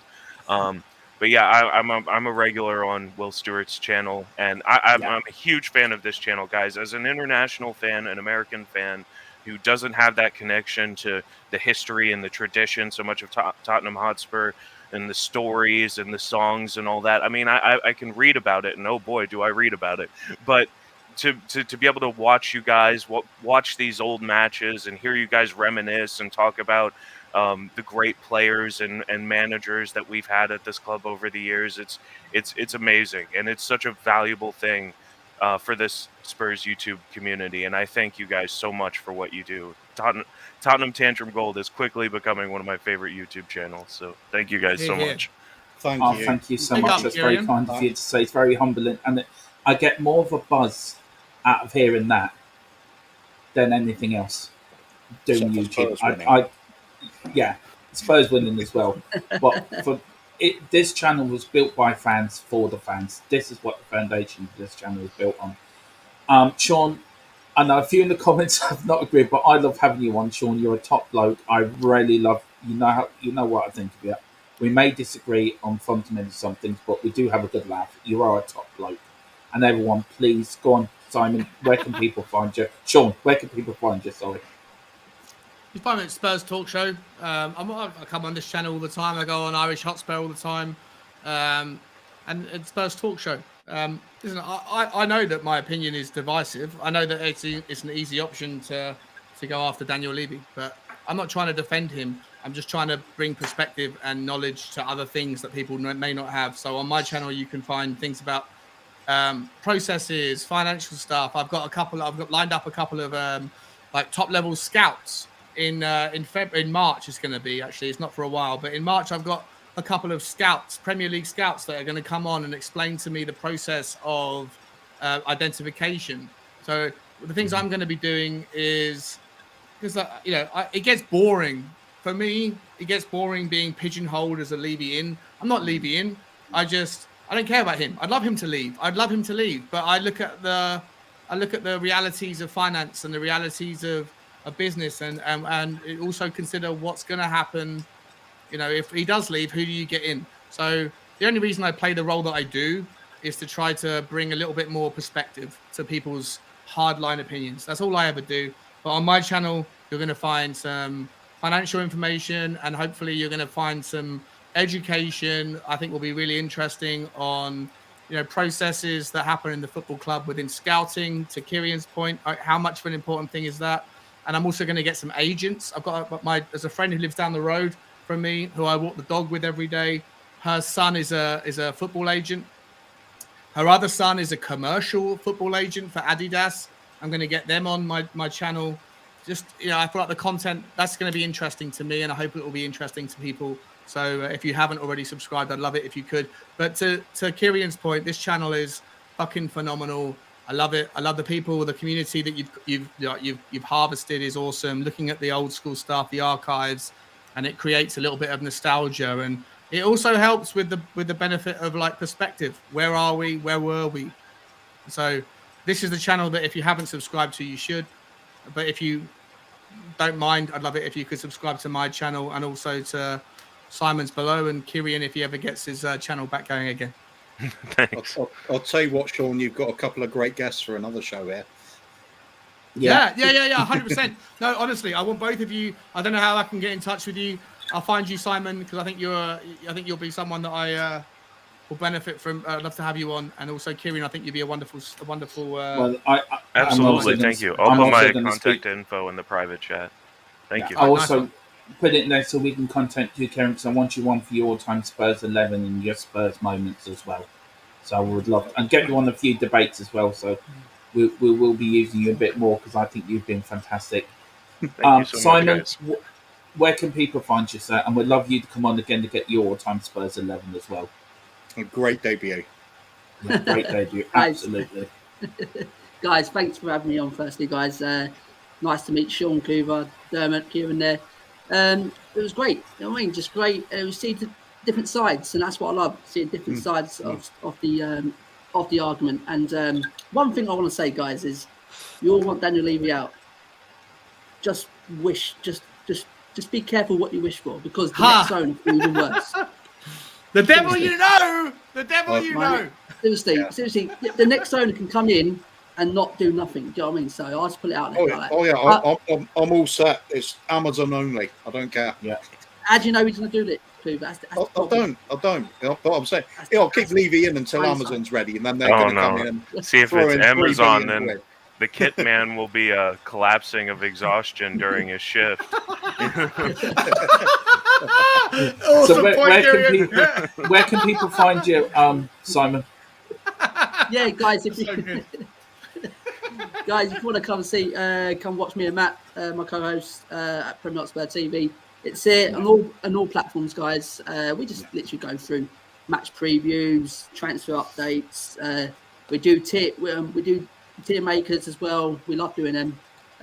So yeah, if you want to come over, it's Premier Hotspur TV, guys. And just go over and watch. Literally, give these guys some love. Seriously, I watch them all the time, Kuva, and these go back. These are the best times. I mean, these games they put up, you cannot beat it. Seriously, I'd rather, if you're going to say to me, would you rather watch us get to the Champions League final again or go back? I'd rather go back and watch some absolute classics. You know what I mean? So these guys bring it all. So get over, guys. Give these guys some love. Smash the subscribe to these guys.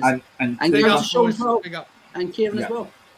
Big up, Sean, Kieran. Cooper, where can people find you, sir?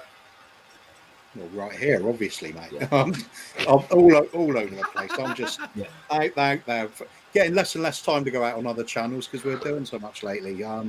Looking forward to the crazy Friday nights we have here, where there's no football at all necessary. It's drunken pub talk on Friday nights. Can I just say, that's the Phil and Coover show. I have nothing to do with that show. That's the Phil and Coover show. Can I apologise because I've never been drunk on a stream, and I'm usually I'm happy to reflect the next day if a stream gets heated, and I'm like, oh fuck. The next day I go, shit, how aggressive did I get, or who did I offend? And eventually I go, well, you know what? I was sober, so I said what I said. I believed what I said. But on your show on Friday night with 9 people on it, I felt like it was 8 people against me, and I was probably over talking people. I was probably being an idiot, and I woke up the next day with this headache that I haven't had for a long time. And so I'm very sorry if I embarrassed myself, but also if I managed to somehow lower the tone on your channel. I do apologize because it was I've never been drunk on a show, but I was smashed on Friday. You got backed into a corner and you weren't giving it up. It was great. Yeah, I'll never give it up. I'll never give it up. That's what we love about the Fridays. We don't know where it's going to go. No. I want to end this stream on a quote from Bill Nick because I think some of his quotes are absolute classics. Personally, for me, very quickly, I'm more for us winning trophies. Tottenham should be winning trophies. Tottenham should be in finals. Back at Wembley, we own the FA Cup, and we should. It's been a long time since we last won the league, so come on, let's get there. He said, it's better to fail aiming high than to succeed aiming low. We of the Spurs have to set our sights very high, so high, in fact, that even failure will have in it the echoes of glory. I think that's a good way to end the stream. Thank you all very much for watching. Thank you to Kluber, thank you to Sean. Nick out on the end. Yeah. No, don't say that. Leave it as I tell you one thing: on, if Bill Nick was still alive, he'd be in the Levy out, and him and Keith Birkinshaw. But on that point, thank you to Kieran, thank you to Simon Cobden, Sean, Kluber. It's been an absolute. Hang around, Simon, Kieran, hang around. I want to meet you in the background. And just very quickly from I Love Ben Davis. Thank you, Ben. You've been a brilliant defender for us. He loves the stream. Daddy Ali apparently loves the stream, but also the great Graham Roberts loves. He watches this stream with his daughter apparently, Graham Roberts. So if you're watching Mr. Roberts, love the bloke, love the bloke, absolutely love the bloke. Yeah, a hero. He's a hero. Get on this show, Mr. Roberts. Get on this show. We'd love to have you on. We'd love him to talk about how good it felt to smash Charlie Nicholas into the stand. Yeah. That'll do me for an entire show. All I've got to say is two little words. I always say you never beat the Irish, which you never will. But two little words. Levy. In.